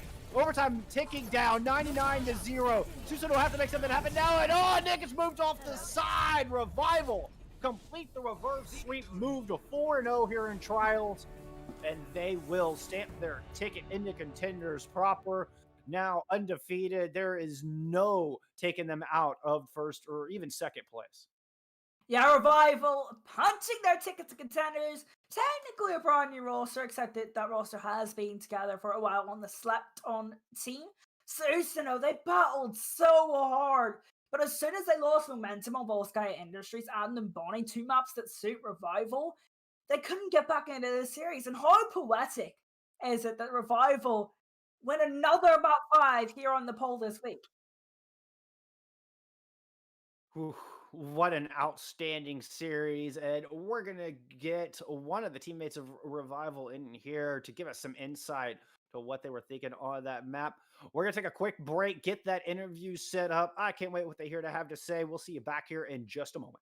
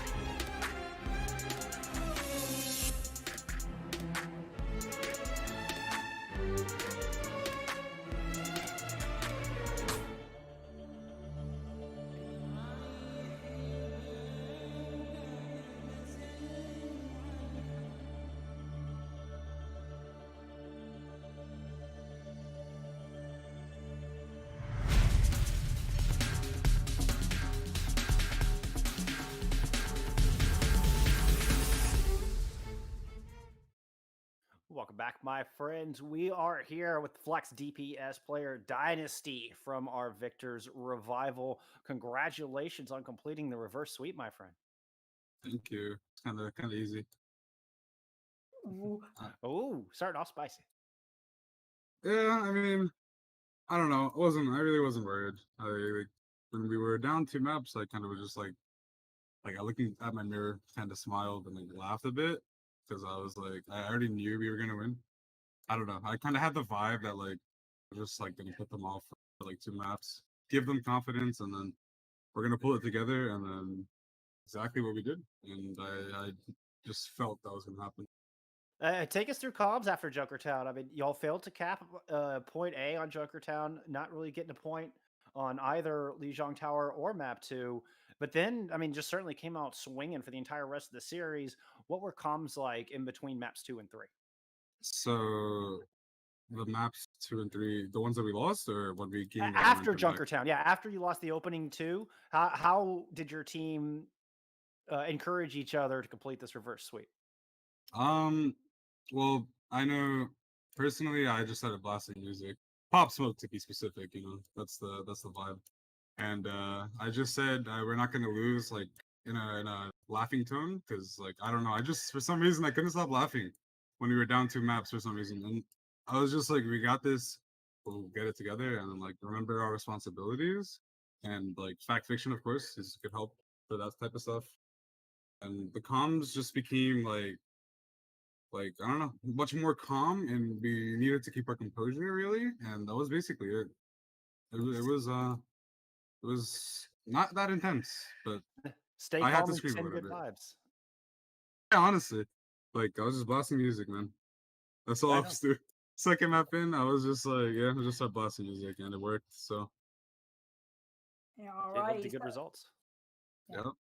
So I'm going to ask a question first of all about Volskaya Industries and Numbani. I feel like they're quite similar maps, and you have to be disciplined in how you engage, especially if you're main tanks. Do you think that those 2 maps favor you a lot more than Susanoo? Other than what? Sorry. Other than Susanoo, do you think that those 2 maps favor you?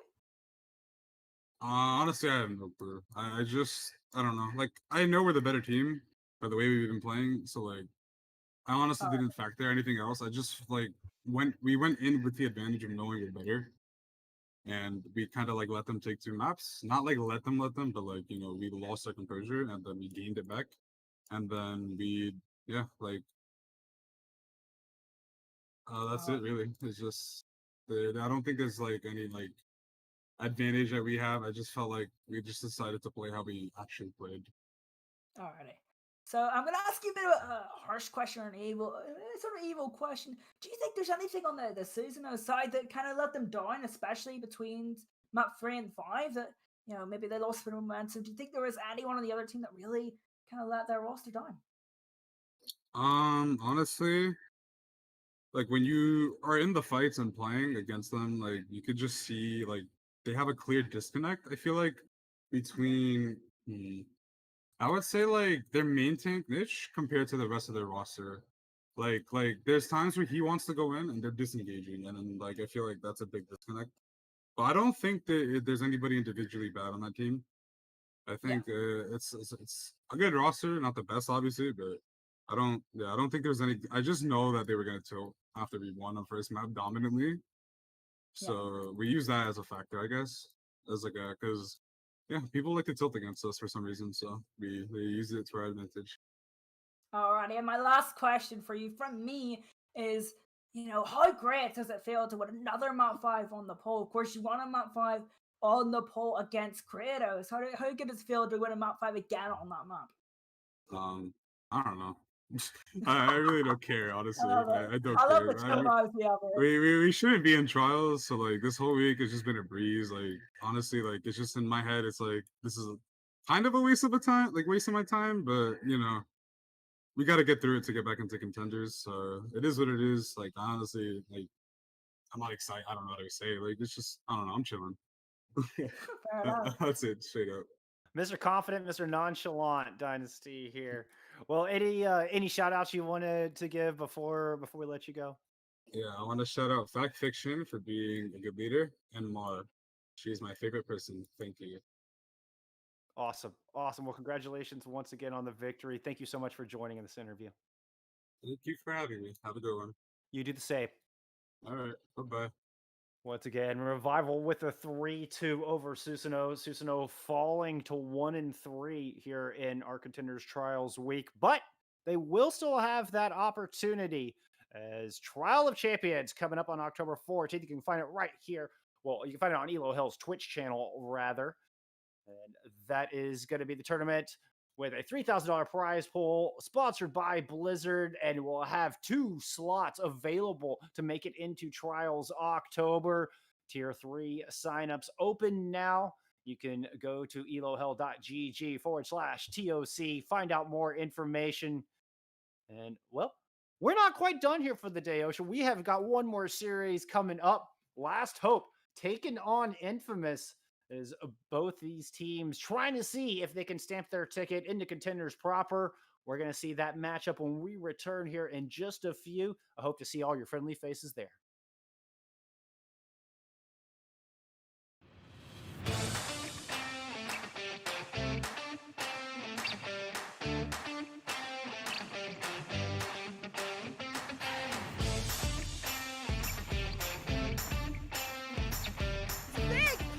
Academy, they lay down the shatter, let the bodies hit the floor. Uprising Academy at 95%. Right now with Hydra building up to this Bear Barrage so quickly. Oh! And asking! Double kill in the back with the pulse bomb from the high ground. Aerial assault with that mine. Impact, se escucha de baja gritar campeón a Sky Foxes.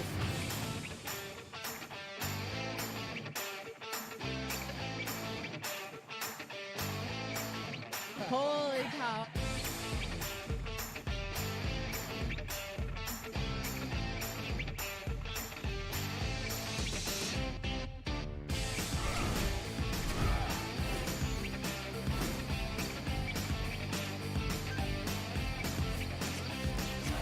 And after 42 consecutive losses, the Shanghai Dragons get their first win. 8 teams enter this weekend. Oh no, Reinhardt, what are you doing? We got a clip with minimal information. It's time to break it down. Speed, 25%. Go. Figure out what this man's SR is. Keep fighting till it's for sure lost. Winnable!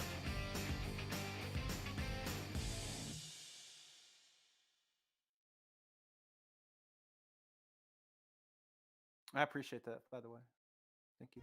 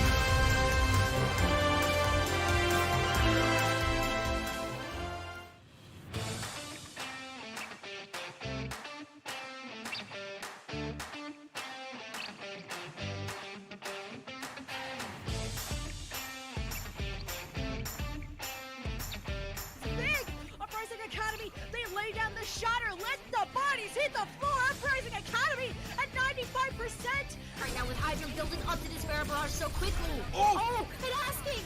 Double kill in the back with the pulse bomb from the high ground. Aerial assault with that mine. Impact se escucha de abajo gritar campeón a Sky Foxes.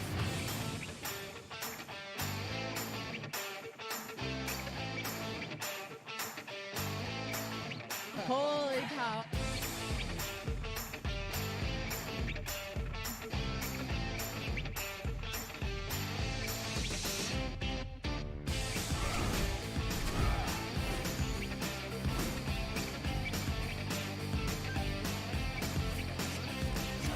And after 42 consecutive losses, the Shanghai Dragons get their first win. 8 teams enter this weekend. Oh no, Reinhardt, what are you doing? We've got a clip with minimal information. It's time to break it down. Speed, 25%. Go. Figure out what this man's SR is. Keep fighting till it's for sure lost. Winnable!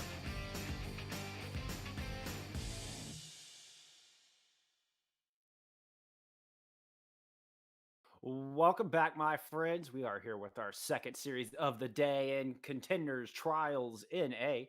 On day 4, we're kind of getting into the back part of this week, and we're starting to see some trends develop, and that will continue. My name is Volskaya. I've got Ocean here beside me. Before we start talking about our teams, just a reminder from our friends at Esports, we do have Trial of Champions sign-ups open right now. Are you a champion? You want to prove that you belong in Contenders Trials?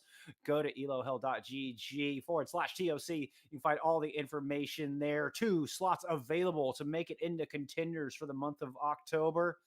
You don't want to miss out on that. Games start for that tournament on October 14th. But with that said, we've got a fantastic series in front of us today. 2 teams hoping they can punch their tickets into Contenders proper. Last Hope taking on Infamous, trying to claw their way up into that second place slot. Yeah, so Infamous 2-1 record. Last Hope at 1-2. No, Susanoo dropping to a 1-3 record. Last Hope, they've got to win this game to try and stay in Contenders Trials. If they lose, they run the risk of being relegated back down to Open Division /TOC. There's now multiple ways to qualify for Contenders Trials. And I think that's the great part about these third-party tournaments being giving opportunities. But let's focus on the main story of today, and that's Infamous. Infamous currently 2-1, and they're trying to chase down Kratos, who are currently 3-1 after getting their forfeit win over Doge today, since Doge has had to forfeit their spot in Contenders Trials.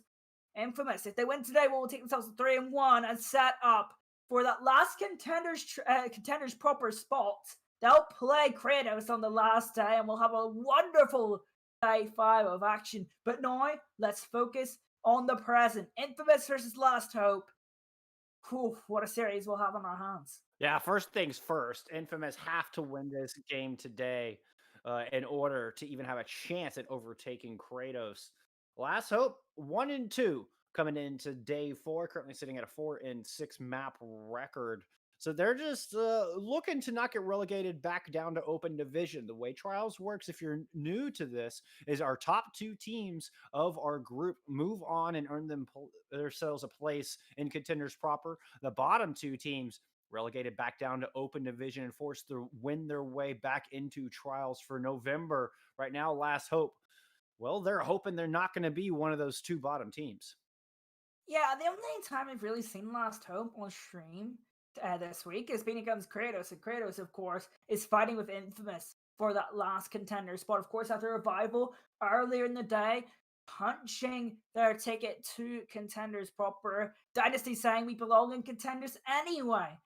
And when we interviewed him earlier today, and I Infamous, the spotlight's sort of on them. And Last Hope, this is their last hope, realistically, of staying in Contenders Trials. They've got more difficult games to come, and they're gonna have to make sure that they get this win. Otherwise, it's gonna be a long road back to even get back into Contenders Trials. Never mind Contenders. And that's the goal of being in Contenders Trial. Well, and they're one of our newer teams. They Yeah. fought their way up from Open Division earlier in Season 2, back in the month of August, and then took their first four-way into Trials in September, went 1-4, and got 5th place last month. So, I mean, they're still trying to feel their way through. This matchup against Infamous, I think, will be a good test for them and a good chance for them to prove that they belong in Contenders Trials. Yeah, I believe they're led by Toki. She's been apparently working really hard with the team. I'm not sure that that's still the case. I'm pretty sure it is. I don't think I did my eyes are too wrong on that. But yeah, last time still some good pieces around their organization, and I think they could definitely be one for the future if we're talking about future Contenders Trials season. But I think the important thing is now that they stay in Contenders Trials and keep that momentum going, because they have got a bit of a good buzz around them. And I think you continue that going and, you know, sort of evolve their parts, then they're in a really good spot. Infamous now, they have to focus on the present and making sure here on Legion they get to a strong start to make sure they can chase after Kratos. Last Hope looking to further sharpen their sword against the steel of Infamous. Infamous hoping they can pull out a dominant win here today, stay competitive with Kratos, and punch their ticket into Contenders proper. Starting off on Lijiang Tower will be our opening map in this first to 3 series. And it looks like Control Center will be the first round of this series. Last Hope showed us a little bit of Ryan Zarya with the Junkrat. Junkrat can be oh so powerful in this up close and personal geometry. Yeah, so one thing I wanted to point out about Last Hope is they're actually quite good at that Ryan Zarya matchup. They are a bit slow starting in maps. We saw that against Kratos, however. They are pretty good. Once they have the initiative, they're able to go for it. The problem is getting that initiative to start with. Oh, look at this positioning from Akash and Sai. They're just sitting way up on high. Bird's eye view of exactly what Last Hope are doing. Last Hope had tried to press through Lightroom, did decide to loop back around and go through the front door. Cash eating a lot of damage on the way down, which is just going to delay the response in the counterattack. All meanwhile, Last Hope setting up shop. There goes the Cash in. The dive has begun. Taking out some of those Sim turrets, and Noxious themselves falling super low. Dan Twist, not much life either, but Faded finds first blood. Dan Twist able to get the kill on to Sai. 5-4 advantage, make that a 4-4 as Far counters right back. Noxious packed up, but already has the Sim barrier ready to go. Faded getting the kill on to Gummy is going to solidify first control for Last Hope. But we talk about these two compositions. Infamous running, the meta composition that we've been seeing a lot of this Contenders Trial season. However, realistically, this is Control Center. This is the home of Brawl compositions where Ryan Zarya is going to be the better composition. And I know you're running theoretically the best composition right now in the game. However, for this map, it just doesn't seem like it's going to be working, but they're going to stick with it for now. A lot of escape capabilities for Infamous's composition, but not a whole lot of room to use them. As the hack comes through, but Dantis responds with a nice tire, is able to take a Cash out of the fight. Perhaps the biggest priority kill you could get. Train Cloud burning down side, removing the big damage potential, and Last Hope with a very strong start indeed on Control Center. Yeah, Infamous, they struggled on Control against Susanoo earlier in the week in a streamed match, so it's not a surprise that they're struggling here on Control. However, a little bit disappointing from them, like the composition just doesn't seem to be there. They go for the AP, they don't quite get the Lucio, so it just gets counteracted completely. They're gonna have to rely on a bit of luck to win this next fight. They're setting up to surround Last Hope, drop in, initiate with Akash's Primal Rage. He's starting to punch the Symmetra turrets. Not exactly the most high priority thing to be using that Primal Rage for. Oh, here comes the Earthshatter from the other side. It didn't find anything. Somehow, despite, I don't know if the bubble landed in time, I didn't quite see it. But maybe Train Cloud's Graviton Surge will be the difference maker. They're going to have to overcome Sai, who's already found a pair of kills. Tyre comes out, but Sai's got Dan Twist back with those shotguns. The Edgelord doing a lot of work, but Train Cloud answers right back, finding a pair before finally going down to the Coalescence switch. Yeah, one thing that is very, very apparent when you're watching Infamous is that Sai is always the outlet. Sai is always the one that they're looking to win fights with. Sai is always what they're looking at to win fights. As I said, it's the most important part of their composition late in the fight, and they're really good at enabling that. The problem is, when they can't get Sai in there, they don't really have any other means of winning fights, but they do have the EMP. EMP finds 3, but Far goes down. Death Blossom thrown into the mix, but it's just a touch late. Drink Cloud able to help protect that team. Gets the finishing blow onto a Cash. And Last Hope taking this thing right back, and 90% and counting on the board. Yeah, as soon as they get out of their comfort zone, they're not trying to win the fight with Sai. They're winning it with the EMP from Far, and they just don't get the value from it. Cash diving in deep, drops the Primal Rage. Has several members of Last Hope press up against that wall. Earth Shatter comes through around the middle, and this one doesn't find anything either. Nevertheless, Faded's able to find that kill. Coalescence from the outside, gonna burn down one, and now the Warriors just gonna heal up. Graviton Surge holds a couple members right up against that center pillar, and Last Hope take our opening round. Yeah, Last Hope looking extremely impressive so far on control. Of course, I did say Infamous do struggle on the control game side. However, bit of a surprise to see Last Hope rolling out the gate strong. Something they did struggle with against Kratos, as I said, was getting out of the gate strong. They haven't failed to do that today, and they're looking extra strong here on Lijon. Going into Gardens, we'll see if they keep this Ryan Zarya going. No, it looks like they are indeed going to go to the more commonly seen these days, Winston Diva. No, well, we're going to get the Sombra Reaper as well. So now off of Control Center, no more Junkrat, no more Symmetra. A little bit more of a metacomp from both sides. Yeah, and the fact that Infamous decided to stick with the metacomp even on Control Center, which heavily is against that composition and favors the dive, tells me that they're a lot more comfortable in this meta composition and that they might have a slight advantage over Last Hope. Both teams just jockeying for position over center pillar on Gardens. Whoever can get the space to work in this open area has a massive advantage on taking this point. With a Cash going down early in the fight, Last Hope claiming all of this ground. Gummy trying desperately to escape, but cannot get out with their mech. Once again, Last Hope picking up first control. Yeah, Last Hope have been, as I said, they look like they've got good buzz, they've got good feeling, and they're developing quite fast.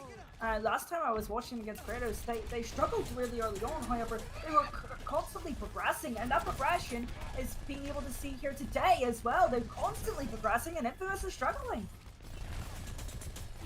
Far as 71% of that EMP could be just the ticket for Infamous to get back in this fight. Noxious 90% towards their own, though, and the defense once again take a Cash down early, focusing down the Winston. Clearly the game plan of Last Hope, and it's serving them well so far. Noxious drops first EMP, takes out both DPS. Dan Twist there to demet Gummy. Yeah, Cash has been really struggling in this matchup, and it just seems that Last Hope have the better read on this composition. We talked about it in the last match we had, Revival versus Susanoo, that your main tank, without it in this composition, the Winston is the focal point. Without that Winston, you can't really engage unless your Sombra gets a lucky hack and you all focus down on that target. You don't have many options. They keep getting a Cash down, and that means Infamous, they can't even get a fight going. No, in fact, Infamous are going to go around through the other side. 5-man EMP out. Dan Twist goes down immediately. Far falls as well, getting that EMP into the mix, but the Cash stayed alive this time, finds the kill onto Micro. Not able to get that sound barrier out in time. 1-man advantage for Infamous as they push on the objective. Faded trying to use that Primal Rage, bring Last Hope into this fight, but there's just too much damage, and the Winston goes down. Now it's the Diva's turn to stall for as long as possible. 84% and counting on the board. Sound barrier invested from Micro, as well as the Coalescence. 2 support ults on the back in this fight while down in the player advantage.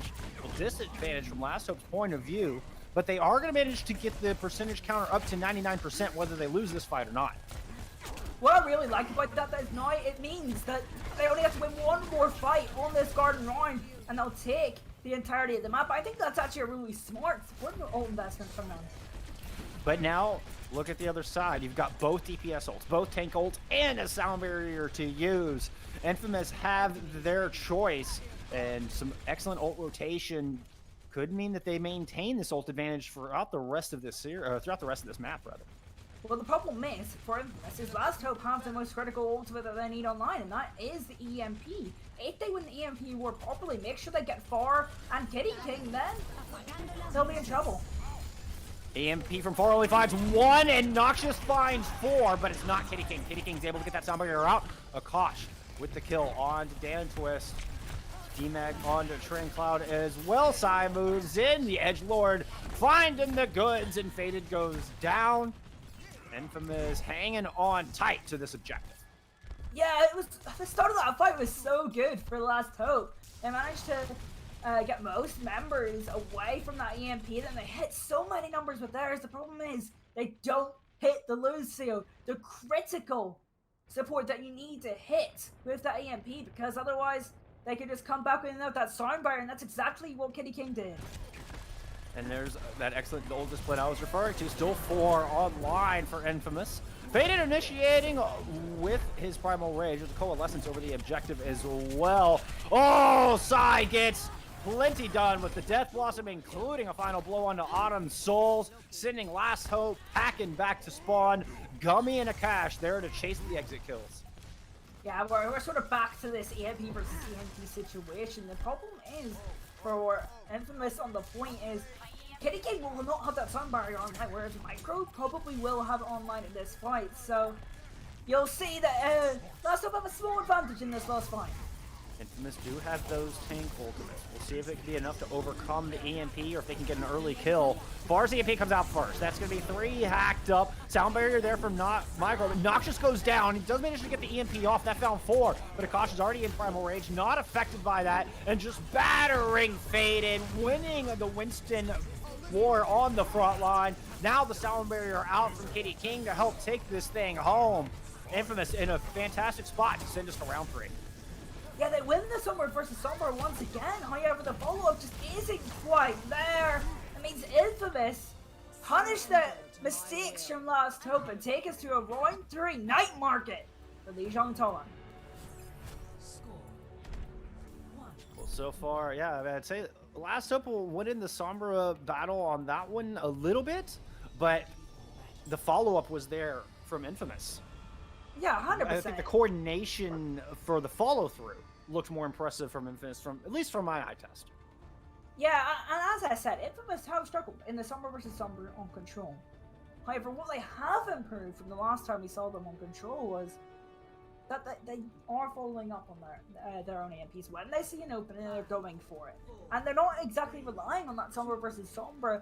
I mean, yes, it's the easiest way to find an opening in these Control maps, but it's not the only way. Noxious coming out with the Symmetra is gonna allow Last Hope to get onto the point first. Coming back with the Ryan Zarya, they can just put up their shields, build up the charge on Train Cloud Zarya, and beam down the approaching Infamous. Infamous coming out with the Ryan Zarya of their own here, Ocean. Yeah, Noxious going to the Symmetra. We saw them on that hero earlier on Control Center, on it here again to give the point progression and the point advantage for the side of Last Hope. Yeah, Dan Twist just took both of those tank downs with a quickness, and now Infamous swapping over to a Wrecking Ball Diva comp. Yeah, it just seems that they want to change something here. They want to go for something that's good at spamming, and they're going to switch over to the Fora. I imagine Kitty King is going to go over to the Mercy to pocket that to get more resources. Yeah, Kitty King is going to flip over to the Mercy, and they're just going to spam. That's all they're aiming to do now, and Anna, which is the hero that switches on, is just going to be looking to get those anti-grenades, provide openings for Akash and Gummy to make the space for Far on the Fora. It's all up to Far if Infamous are going to get back into this. I mean, that was a full team swap, which means they're going to be way behind in the ult economy. It could be a very dangerous position for Infamous. Far going down early in this fight, not able to get that impact that you were looking for, Ocean. And I feel like Faded is just running wild on this Reinhardt. Yeah, the big plus of running that smash composition is not only do you get to the point first and it's easier to defend on Overwatch than attack, is that if you win that first fight, you're forcing changes out of your opponents because it's so hard to push into that little room with the symmetric charts up because they slow you down. And I think that it's important to note that, but if you lose that first fight, then you're the one making those compositional swaps, and you're the one losing ultimate progression, so it's a bit of a high risk, high reward scenario. First Shatter out finds one, just trying to punish that backline, and Switch does eventually go down. Train Cloud finds himself off the edge, an environmental kill, perhaps initiated by the Wrecking Ball. So it should be a 5v5 on this objective. Barrage comes out, but gets not a Dan Twist right there. Takes down the Pharah, takes down the Mercy. Looking to punish the D.Va. D.Va gets demeched. And last hope, 90% and counting on the board. This will be a half fight at best for Infamous. Yeah, the best thing for Infamous, though, is that they have the EMP minefield and self-destruct online and potentially their support ult to it. So if they do get a fight going, it'll be a good fight. Cash gets the overtime with burn him, but dies along the way. Dan Twist drops the death blossom to take down the Mercy. Gummy's gonna fall aside, cannot stay alive long enough to build up to that EMP. And last hope take our first map 2-1. A good start for our third place team. Yeah, Infamous. That's not the start you want if you're trying to chase down Kratos for that last Contenders spot in Group B after Revival punched their ticket to Contenders earlier. Kratos sitting at 3-1, Infamous 2-1. If they win this series, they'll be heading to 3-1. However, you won't be heading to 3-1 if you're 1-0 down. Last hope. Take advantage on control. Infamous do look weak on that map type. However, we'll see if they can fix their problems up on Junkertown, which is our next map. Well, and we usually talk about the importance of map differential, but really, Infamous need that W. Because if they win here today, their overall map record tie with Kratos, and they play Kratos tomorrow. So one of those teams, if Infamous wins today, one of those teams move into 4-1, the other move into 3-2, and they're going to claim that second place slot. Certainly with the streak Revival's on, they're going to be very tough to catch. So it's not the end of the world for Infamous if they lose that opening map. I mean, you want to take it as cleanly as possible, but moving on to Junkertown, there's still time for them to catch back up and make a real run at the Contenders' proper remaining slot. I do, though, have to switch this around and talk about Last Hope, because I have to credit them. They've been constantly improving this entire cycle of Contenders trials. As I said in the series against Kratos, they were progressively getting better, closer and closer to Kratos' level, and starting off strong here today, not really making too many mistakes, showing a better understanding of the Sombra versus Sombra, not starting off slow. They seem to be patching up those little weaknesses, and slowly I think they could progress into a very solid team. Last up, we'll be starting some of the attack as we head into map number 2, Junkertown, headed to Arid, Australia in this first of 3 series. Infamous starting us off on the defense, of course, by rule of deduction. And, well, they're showing us a little pig's feet comp here as we take a look at our defender's composition. This is something that Susanoo used really well earlier. And they actually had Maximus on the Sigma and Niche on the Roadhog, and it worked really well for them. And here on the offense, we're seeing a little bit of a thing of Infamous. They want to run that Winston Sigma composition, which we've seen a couple times on Junkertown this week. It's either worked really, really well or not done anything at all. We saw Revival run it against Kratos, and they won the first 2 fights emphatically, but got stuck at the end of Junkertown. They also got stuck at the end of Junkertown when they ran the double shield here today, so we'll see how it works for them this time around.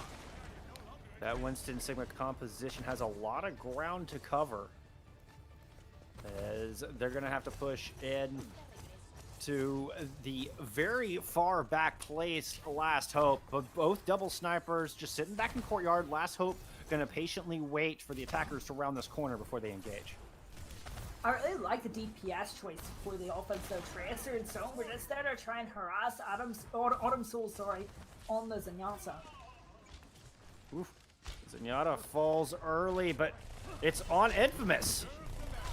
The res available, but that means, well, Dan Twist just turns his attention onto Far. And the Tracer goes down to a flurry of headshots, a flurry of storm arrows to be specific. Cash still trying to stay in this fight, and they will get the kill on a Dan Twist, but can patiently wait and get the reinforcements back before they move into courtyard. Yeah, we have the more traditional Junkertown double sniper competition in the defense.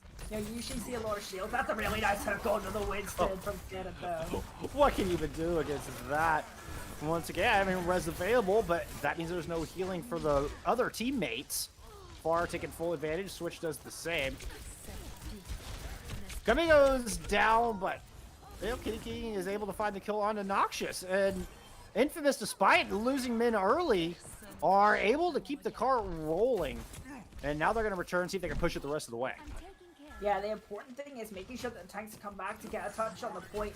Now that Noxious got resurrected up on the high ground, it means it's going to be very difficult for the DPS and the offense to even contest that Widowmaker. Cash gets stunned and hooked in, goes down with a little help from Dan Twist. Gravitic Flux out from the defense, putting in a lot of hurt. Switch using that transfinish up, keeps him alive, but faded with another fantastic hook. Back-to-back kills for the Roadhog. I'm not exactly sure how that even hit far, but it'd be nice to the offense. They've gone off that Tracer Sober, which was, you know, designed to harass Autumn Souls, and Autumn Souls has only went down once so far this map, and you see a little bit of a different strategy from the defense, you know, typical Junkertown. You know, they use those long sight lines for the snipers. That's what they're good at, and it's working out well for the defense. So far, we've seen that this week. Just stick to what the normal Junkertown composition is, and you'll reap the benefits. But trying to figure out new stuff in the new meta hasn't really worked out for either team that's run that this week. Gummy starting off strong, finding a pair of kills, but Akash dies in the interim. Without their main tank, somehow Infamous is still making headway on this point. Looks like they just have a Zenyatta to deal with. Well, EMP will take care of that Zenyatta real fast. No more Omnic Healer left on the point. You still have to worry about Faded in the background, but the front line's going to go ahead and turn their attention on this objective. Just a handful of meters left to go, and Akash drops the Primal Rage. Takes Dan Twist out of the fight. Now hopping up to the high ground and dislodge that Widowmaker. Oh, that's not where you want to be, Widow. Oh my goodness, what a juggle from Akash to send Noxious all the way back to spawn. Yeah, it was very critical of Akash at map 1. Kind of really struggling to set a foothold in the first map of our series, but when Akash gets going, Akash is one of the best Winsons in Trials North America, or at least Contenders North America in that sort of sense. Has incredible mechanical skill and understanding of the hero, and just shows right there in that last fight. Now far inside, well, going off the Hanzo and the Sombra. Okay, nope, side going back over to the Sombra. Like on a Doomfist there for a slight second, but Far bringing out the Echo. And it's a great counter to the Reinhardt Diva that Last Hope are now showing us. Yeah, but more questionably, the offense is now switched to a Wrecking Ball. You know, Noxious is on the Sombra here, so it's been really hard for Gummy to get any sort of value. Gonna have to avoid it. The initial hack goes on to Far, just grounding the Echo, not allowing him to use those cooldowns to maneuver about the map. Switch has Transcendence on a line. Ready to save the team at a moment's notice right now, just sitting back, throws down a Discord Orb on, and Noxious can't quite find the kill. Dan Twist takes out Kitties. No more res and Zenyatta, the only healers left for Infamous as they try to push on this point. So Gummy's going to throw down mines. Far takes out the other healer. No more supports, no more main tank for Last Hope.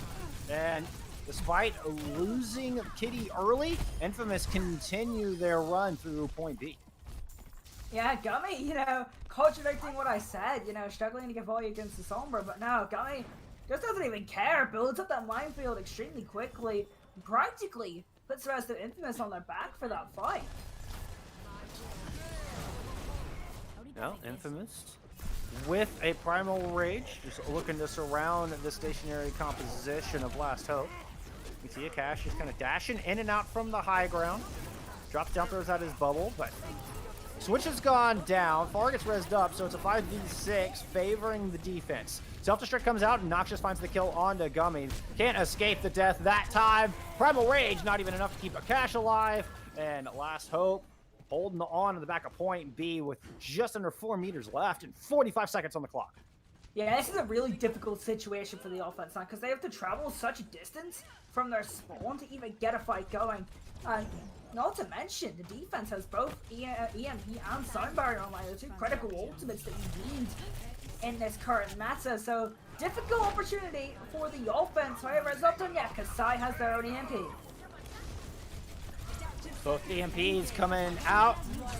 Noxious is the one finding the value, gets 3. Sound Barrier now down from Micro to help them stay in this fight, and Dan Twist picks up a pair. Make that 3, looking for the 4th, gets the 4th! Dan Twist with a 4K faded right there to shut down Gummy, and Last Hope will hang on and only allow 1 point on the board for Infamous. Yeah, what this Sober Reaper iteration of this composition is reminding me of, it's reminding me of, you know, like old hack this meta. You know, where Sober gets hacks on the opposing team and you just kind of feel helpless. And instead of a Doomfist just, like, you just destroying you, you're feeling helpless. It's Reaper this time instead. They're just walking into you and you can't see anything. Because when a Reaper gets up close, not only are they doing so much damage, but they're regenerating health due to the lifesteal effect that Reaper has when they're doing damage. And yeah, you just feel helpless after you're hacked up and then you've got Reaper in your face. So credit to Last Hope. That's what they're doing well on that defense. They have stopped Infamous in their tracks on point B. However, if they want to win this map, they got to get through the very difficult and long sightline to point A. Last Hope using the hack and blast a pair of DPS duos to full effect. Now it's Infamous's turn to go on the defense. See if they can put forth even more of a stalwart hold. And showing us the Wrecking Ball once again to do so. Far on that Widowmaker to maintain those long sightlines. Yeah, but this time it's a Cash on the Wrecking Ball instead of Gummy. So to me, from an outsider's perspective to the Infamous comps, it looks like they're a little bit lost and they're looking for something just to carry them through into this game and then use that as an identity late in the series. It feels like their plan that they had going into this matchup just hasn't really worked, and they've got to find something and fast. Far on the Widowmaker, just sitting around the final corner, putting some shots down. But you got double sniper on the other side, so Far's going to have to be very careful, or it could be insta-pick from the attacking Last Hope. Tranquilon moving up onto the high ground, perhaps trying to challenge the back alley, but I think it was just keeping the flank at bay while the cart slowly rolls forward. Yeah, of course, this is typical Junkertown. You know, long-winded fights. You know, while the sniper's set up for the duels that you're undoubtedly going to take on Junkertown, and we'll see which of those snipers eventually comes up. Far with a beautiful shot, picks Noxious out of the sky. Kosh goes down, but the res available for Infamous, so they're back at a full 6 strength. And just holding up on these stairs, prime position for the defense. You have a lot of cover. You got that Mega you can utilize. Though Gummy is very low, you're going to have to keep your Sigma alive. Otherwise, there's no more shielding, no more front line. Gummy somehow getting saved. Well, you know, tribute to the supports of Infamous keeping Gummy in this fight. Ooh, nice kill from Sai. Yeah, Sai, just cleaning up that fight and making sure Dantos is staggered. And what that does is that's a lot of time off the clock for Last Hope on the offense. And what that means is it puts them under pressure to eventually engage and take faster fights. And what that does is it opens up angles for Far, especially now that they have the info sight to get as many kills as possible. Oh, wonderful coordination between Nakash and Sai, able to get that kill and deny the res. Make sure they're in a perfect position. Here comes Sai, the other side, throws down the EMP, but Autumn Souls, Johnny on the spot with the Transcendence, keeping the remaining members alive. Train Cloud does go down before that happens. So, I mean, Last Hope, well, they're going to have to fall back and regroup a little bit here. But not only did Infamous get a lot of time off the clock there, they got a lot of ultimates out. There's nothing available for the offense here to even deal with that Gravitic Flux that was just thrown off. And now they've got both their support ultimates on the defense, and there's nothing available for the offense. And now we were kind of seeing a situation with Last Hope, like Revival did in the last match, where they get to the end of A and they just can't find anything. They can't get the right ultimates up on the line. They can't get the right strategies going, and they're just a little bit stuck. And just about a minute 20 on the clock for them to make something happen here on point A. Tranquilon does have that Gravitic Flux. Oh, but Far has a sniper rifle and the support's head name written all over those bullets. That is the support line missing for Last Hope with just 65 seconds left on the clock. And the front line of Last Hope are caught underneath in this very precarious spot. Yeah, Noxious gonna go down late. I mean, that's not even the worst thing, because now Noxious can come and peel for their supports. The rest of the team is just kind of trapped, and that meant the entire team is split. This is gonna be a horrible last fight for Last Hope to even get to take, and the support ultimate's still in line for the defense. This is looking really good for Infamous. Sai coming up on that EMP. Both support ults are ready to go. Switch, I anticipate, will counter the onslaughting Gravitic Flux, which is what Train Cloud and the rest of Last Hope are going to initiate with. then D. Transcendence out, and the defense are going to start to get aggressive. Dance Twist in the backline, great pickup from Akash. Good call out as he gets focused down immediately. You can see the comms in action. Gummy's going to pick up a pair to back that up. Now Lucio's trying to escape. Akash chases him down, and Infamous putting up a heck of a defense right now. They have drawn a line in the sand. They're not allowing any members of Last Hope to pass. Yeah, we talked about how potent the end of Point Out Junkertown is. It looks like Infamous are going to hold on. Yeah, Last Hope staggering on, trying their best, but no heroics on this map, and we are all tied up. It's 1-1 as we head into the half. Infamous with a much stronger performance on our second map of Junkertown than we saw in Lijiang Tower. That was dominant. Yeah, they looked really strong, especially on their defense. And of course, they did so well on their offense. They were struggling on point A for a long time, but they made sure that they got to point B and got to the end of point B to make it really difficult for Last Hope, because we've seen so many times just teams get caught out on point A Junkertown, not be able to set up correctly for that final corner. Happened to Revival earlier. Actually happened to Revival twice this week, and now Last Hope have fallen victim to Junkertown. And now the series is tied up 1-1 as Infamous look to try and catch up to Kratos. Well, we're going to take a short break, have some words from our friends at Elo Hell Esports. When we return, we're headed to Volskaya to see who can take the lead in this series. Y'all don't go anywhere.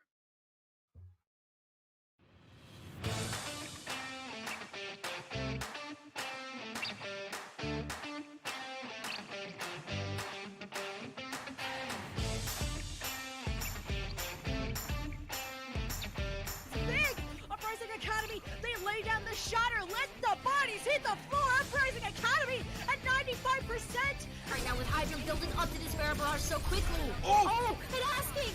Double kill in the back with the pulse bomb from the high ground. Aerial assault with that mine. Impact, se escucha debajo gritar campeón a Sky Foxes.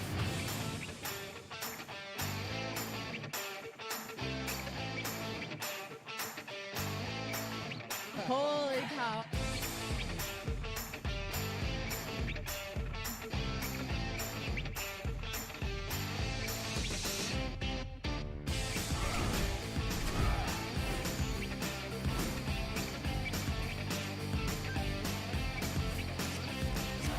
And after 42 consecutive losses, the Shanghai Dragons get their first win. 8 teams enter this weekend. Oh no, Reinhardt, what are you doing? We got a clip with minimal information. It's time to break it down. Speed, 25%. Go. Figure out what this man's SR is. Keep fighting till it's for sure lost. Winnable!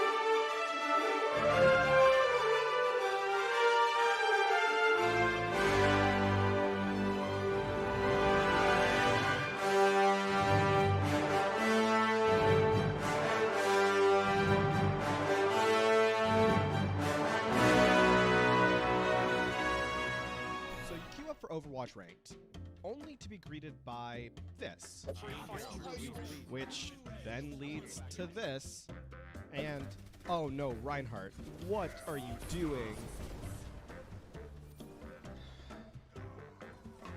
The solution? Elo Hell pickup games. Hey, you know what? Just fucking do it. Oh my god, it's huge! Oh! Kill! Let's go. Open to players of all ranks and most platforms, Pugs give you the chance to experience competitive Overwatch as it was meant to be played. Competitively. I need help. I'm with you. Shoot. No way, dude. Go. Nice. Good call. Players set their icons to indicate the role they want to play, then two captains pick their teammates and draft the most competitive teams they can. You can also take part in our pioneering learning event, Coached Pugs. To take part, join the Elo Hell Pickup Games Discord, and be sure to read the Pug Guide and FAQ. Good luck, have fun, and we'll see you in-game.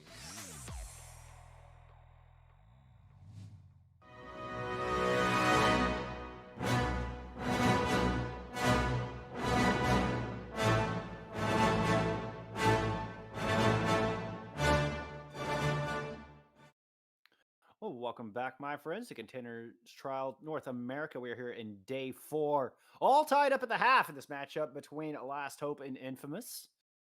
Well, Volskaya will be map number 3, our assault map today throughout Trials.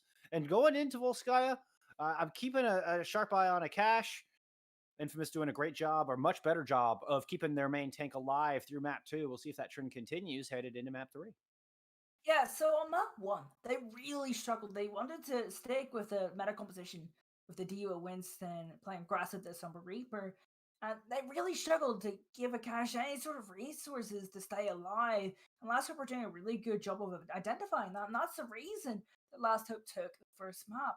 And other than point A, Junkertown being so difficult, Infamous are so good at giving a cache those resources that they need. And now heading in to probably the best Winston map in the game, and then later on Numbani, probably the second best Winston map in the game. You know, Infamous, if they can keep giving a cache resources, then they're in a good spot to win this series. I couldn't agree more. Last Hope starting us off on the defense, showing us Ryan Zarya. Currently a cache, and Infamous showing us the same, but they still have plenty of time to change their mind. Noxious picking up the Sombra for Last Hope. Dan Twist back onto the Reaper. No surprises in the DPS role as we get into Volskaya. Yeah, it really surprises me. Both of these teams opting not to run the Winston. The Winston is really strong on this map because of Winston's serious oppression when on the high ground. Look at all the high ground you see around Volskaya Industries. There is so much of it. And going back to when I talk about Volskaya, I always like it because in the offense you always want to play super fast because you always want to engage on Volskaya Industries. Usually, whoever engages on Volskaya Industries wins the fight. However, if those engagements aren't clean, you get yourself into a lot of trouble and a lot of staggering.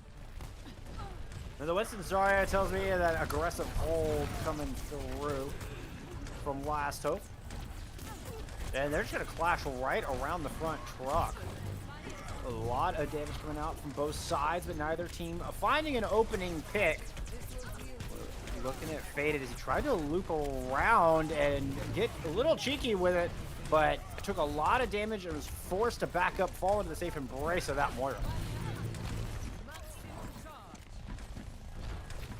Now Infamous pushing through the garage, and Faded gets caught out. A little too far forward. He suffers the double shotguns of the Edgelord. Gubby is just charged to the heaven, full 190 DPS. Moving in to help the team out far, finding 2 kills. Nice shoot, both headshot kills. Infamous picking up a wicked fast point A. Yeah, and not only are they picking up a wicked fast point A, however, they've got the EMP online. Noxious, you know, if Infamous take this engagement quickly on point B, won't have their EMP. And Micro, more importantly, won't have that sound barrier, so there's no response from the defense if Infamous get this engagement right. Yeah, they need to strike fast and strike hard, to take a phrase from the Cobra Kai. We'll see if they can sweep the legs out from Last Hope. Both tank ults also available, as well as that EMP, and Far's going to drop the EMP immediately. 5 members immediately hacked up. Faded to Dan Twist. Deleted back to spawn you go. Death Blossom Graviton Surge seals the deal. And that is what our friend Chef Billy would call the Gong of Death. 2 ticks already picked up. I don't know if they're going to be able to get back either. Both are really high. I can't. Look at that time bank. 5 Monstrous. minutes and 6 seconds. That only took 1 minute and 54 seconds. I'm quite impressed that I did that math properly for Infamous to capture both points of Volskaya Industries. As I said, if you're playing Volskaya Industries, you want to strike fast, you want to engage first. That's how you play Volskaya. Last Hope unable to do so. They seem to lack initiative, maybe old habits coming back to bite them. We saw that in their series against Kratos. They struggled to engage. This time, Infamous taking advantage of that, going fast, going hard, and making sure that they can capture both points with a lot of time. Moving in with lots of confidence, taking very strong engagements, and initiating those fights beautifully, able to build up the ultimates faster than Last Hope. And wow, what a snowball. Now, Infamous going on the defense, hoping that fantastic assault will be enough to take a 2-1 lead in the series. Yeah, you have to feel like with a time bank like 5 minutes 6 seconds, Last Hope really need a snowball of their own to really stay in this map because of, you know, how TCP works, or Assault, as its official game mode is known. When you have a bigger time bank, you have so many more options just to set up and verify your win conditions that, you know, you kind of feel Last Hope, if they don't snowball back, they're in trouble. And what we mean by snowball is, what a snowball is you'll have like a snowball roll down a hill and carry its momentum. After you capture point A, it's continuing your momentum with a lot of different ultimates and a lot of different abilities onto point B, while the defense is still getting set up on the second objective, continuing that momentum to capture the second as well. And of course, the more that snowball rolls, the larger it gets, the more likely it is to run you over. And speaking of run you over, Last Hope see the defense that Infamous are bringing and decide they don't want to get ran over and go ahead and swap to a Winston Diva of their own. I think that's really smart. You know, you see that dive matchup, you're not going to win that with the Ryan Zarya. We had earlier in the week, I've calculated it's about 58% win percentage for the dive competition against the brawl competition, so you've got to go back and make those changes. Infamous doing a good job of staging on all 3 of the high ground positions of Volskaya Point A. A is Faded trying to go in onto the center box. There's a lot of damage coming in from the outside, so Faded's forced to loop around, try to dislodge the top right-hand corner. It's a lot of damage, and Dan Twist dies along the way. Faded still super low. You can see the Moira desperately chasing the Winston around, trying to top him off. Faded still only sitting at about 2/3 health, and now Last Hope caught in this tiny room, and Infamous with the health pack advantage. They do back out and yield that health pack, but they are not yielding this high ground, not just yet. Yeah, do manage to take control of the health pack room, which is extremely important here on Volskaya, and they're reaping the benefits now as Often Souls goes for the coalition's engagement. A cash fight and a pair of kills with the Primal Rage. Big Omnic Butler thrown in just for good measure, sending Last Hope back to the drawing board. Yeah, the thing is, right, you have to engage first on Volskaya, and I've been saying that. Last time they kind of just walked in, they never really focused on any targets until that coalescence was built up, and now, you know, they only have 2 minutes 10 left of the clock. It's actually impossible for them to already beat Infamous's time bank. And now, you know, they've got a couple ultimates, you know, almost online, but they're in a really poor position. Far back there trying to do a little scouting. A little spy check. Don't get too distracted as the front line pushed in, but Switch certainly not distracted at all. It's able to take Noxious down as they try to return to the fight. The rest of Last Hope trying to escape with their lives. Oh, nice. Yeah? Far was able to get the stick while Gummy gobbled up Dan Twist's pulse bomb.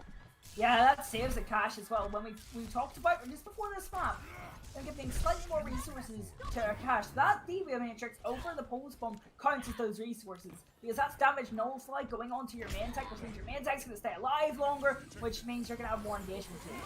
Perfect example of healing for your Winston. A little shot trying to get inside his head, but res available and Noxious down low, Far in the back line, trying to make sure that Widow does not have any room to work. Sound Barrier and Primal Rage used. Both sustained ults coming out early from Last Hope and not really finding a lot of value. Now they're going to be running into a bomb, Primal Rage, and a Transcendence. Transcendence coming out now to help Infamous survive in a small room, see if they can find those opening picks. Bob thrown out onto the side to control the flank, while the rest of the team focuses on the front line. Bob's going to take down Autumn Souls, far takes down Noxious, and with just 35 seconds left on the clock, Infamous winning this fight.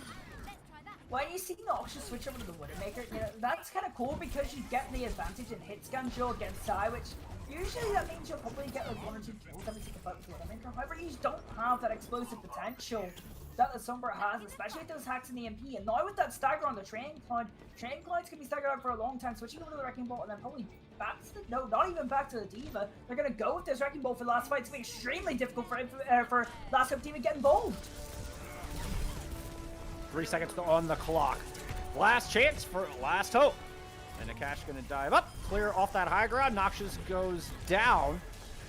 Faded is able to find a kill, but Switch answers back. Tranglo finds a kill, and Switch answers back. Switch finds 3 on the Zenyatta. Half the team die under the orbs of the Omnic Monk. Bar there to clean up the rest, and Infamous take the lead with a 2-1 in the series.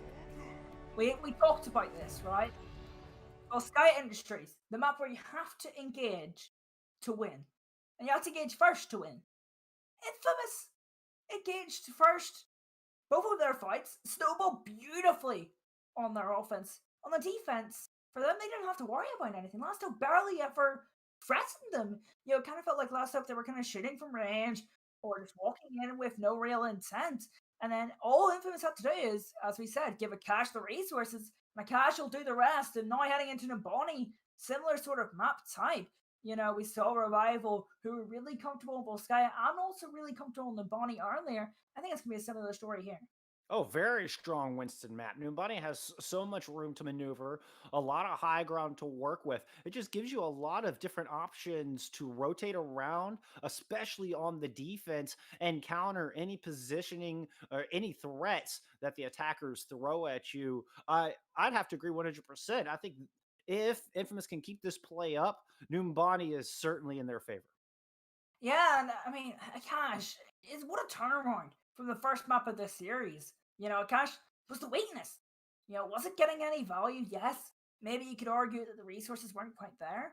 But, you know, even still, you're the main tool of engagement. You're not really engaging or doing anything proper. You could kind of maybe put the faults on Akash for map 1. However, what a turnaround. Was probably the reason that they won Volskaya Industries so dominantly. Because, again, they're the engagement tool on the engagement map, right? And on their offense, they were perfect. On the defense, they were perfect yet again. Yeah, I mean, yes, they weren't really threatened, but they were still perfect. They didn't make any mistakes. And now it's all up to Akash again, and I think I have full faith in him. I mean, a 5-minute time bank on the attack, a full hold on the defense. It doesn't get more perfect than that on Volskaya. Infamous showing the world that they truly deserve to be in Contenders proper. They've got one more map to win, and they will tie Kratos's win record.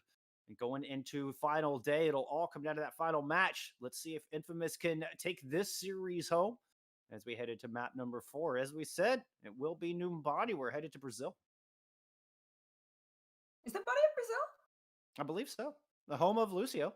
I'm fairly certain. I'm pretty sure it's like Doofus's home country, though, is it not?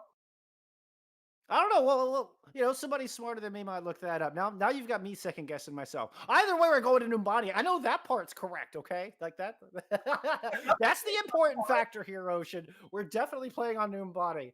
So you know, yeah, we'll just go with that. We'll just go with that. I mean, it would be quite funny if we actually did decide to go to Brazil and just played Lucio Ball for like you know that. Oh, it is in Africa. We just got word from producer. See, somebody smarter than me, and that's going to be Rido, our producer for this match. Thank you so much. You know. All right, so we're headed to Africa. There it is. Because it's Effie's home. I mean, if you want to get technical, I think that's Anarisa, technically. Anarisa. Yeah, exactly. Which makes it Arisa's home.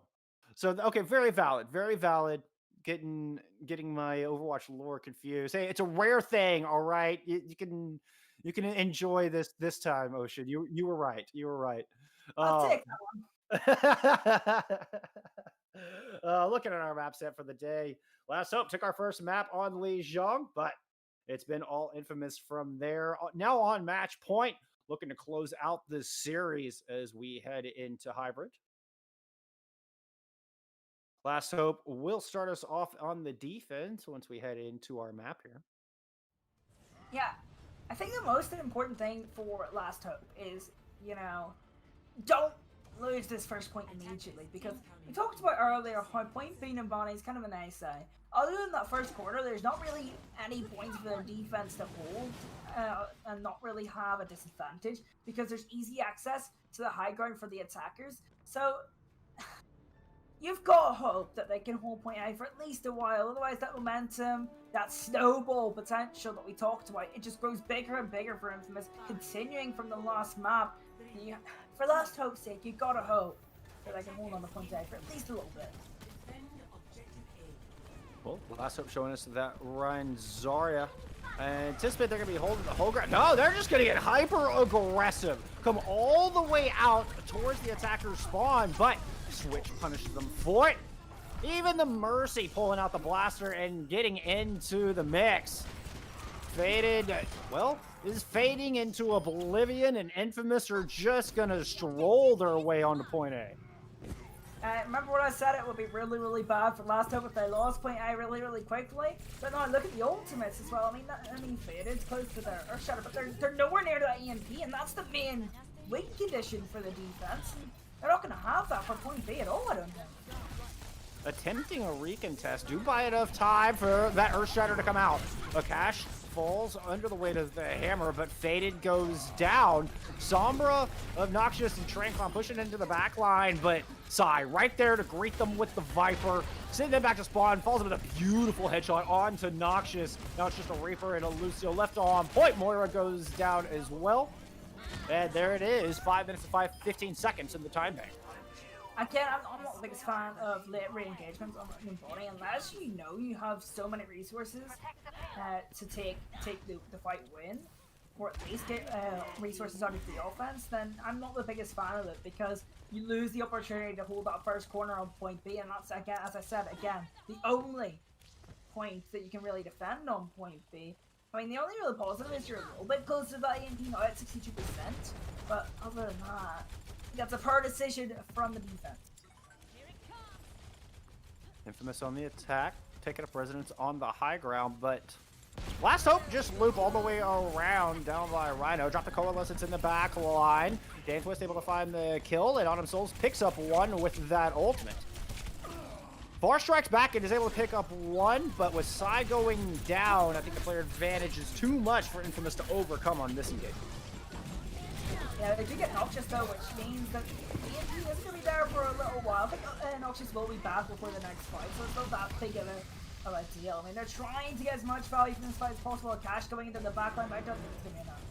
Dropping a Primal Rage just solo in the back, perhaps just clearing space. I'm not the biggest fan of that use of the ultimate, and now has to drop back and find healing while Far is left hung out to dry on the front line. Unusually discombobulated attack from Infamous right there. I mean, yes, they use the Primal Range, but I think even more strange is that Soundfire is up late in the fight. Didn't get too much value, but this EMP might save them a bit of time. Switches right there with the Transcendence, and no follow-up, no kills resulting from that EMP. In fact, Sai's able to get the kill onto Faded. Now Gummy's hacked up. Could this be the ticket for the defense to hold on? Dantwist does have that Death Blossom ready to go. Far tries to throw in this the Pulse Bomb. It does demech Train Cloud. Oh, and Akash jumps in and gets an immediate 2K. Faded jumps up onto the boss, trying to pick off the backline. No such luck. Switch just too good on this Zenyatta. Yeah, Switch has been really incredible that all series long, especially in the Zenyatta. If you don't know, what EMP does is it hacks you. When you're hacked by a Sombra, you're unable to use your abilities. So what that means is that you can't use any of your utilities, even your ultimate ability, or a switch with the Transcendence, which provides a lot of healing, was able to avoid the EMP radius and come back in with the Transcendence and provide his team with the healing that they need to stay alive without any of their utility.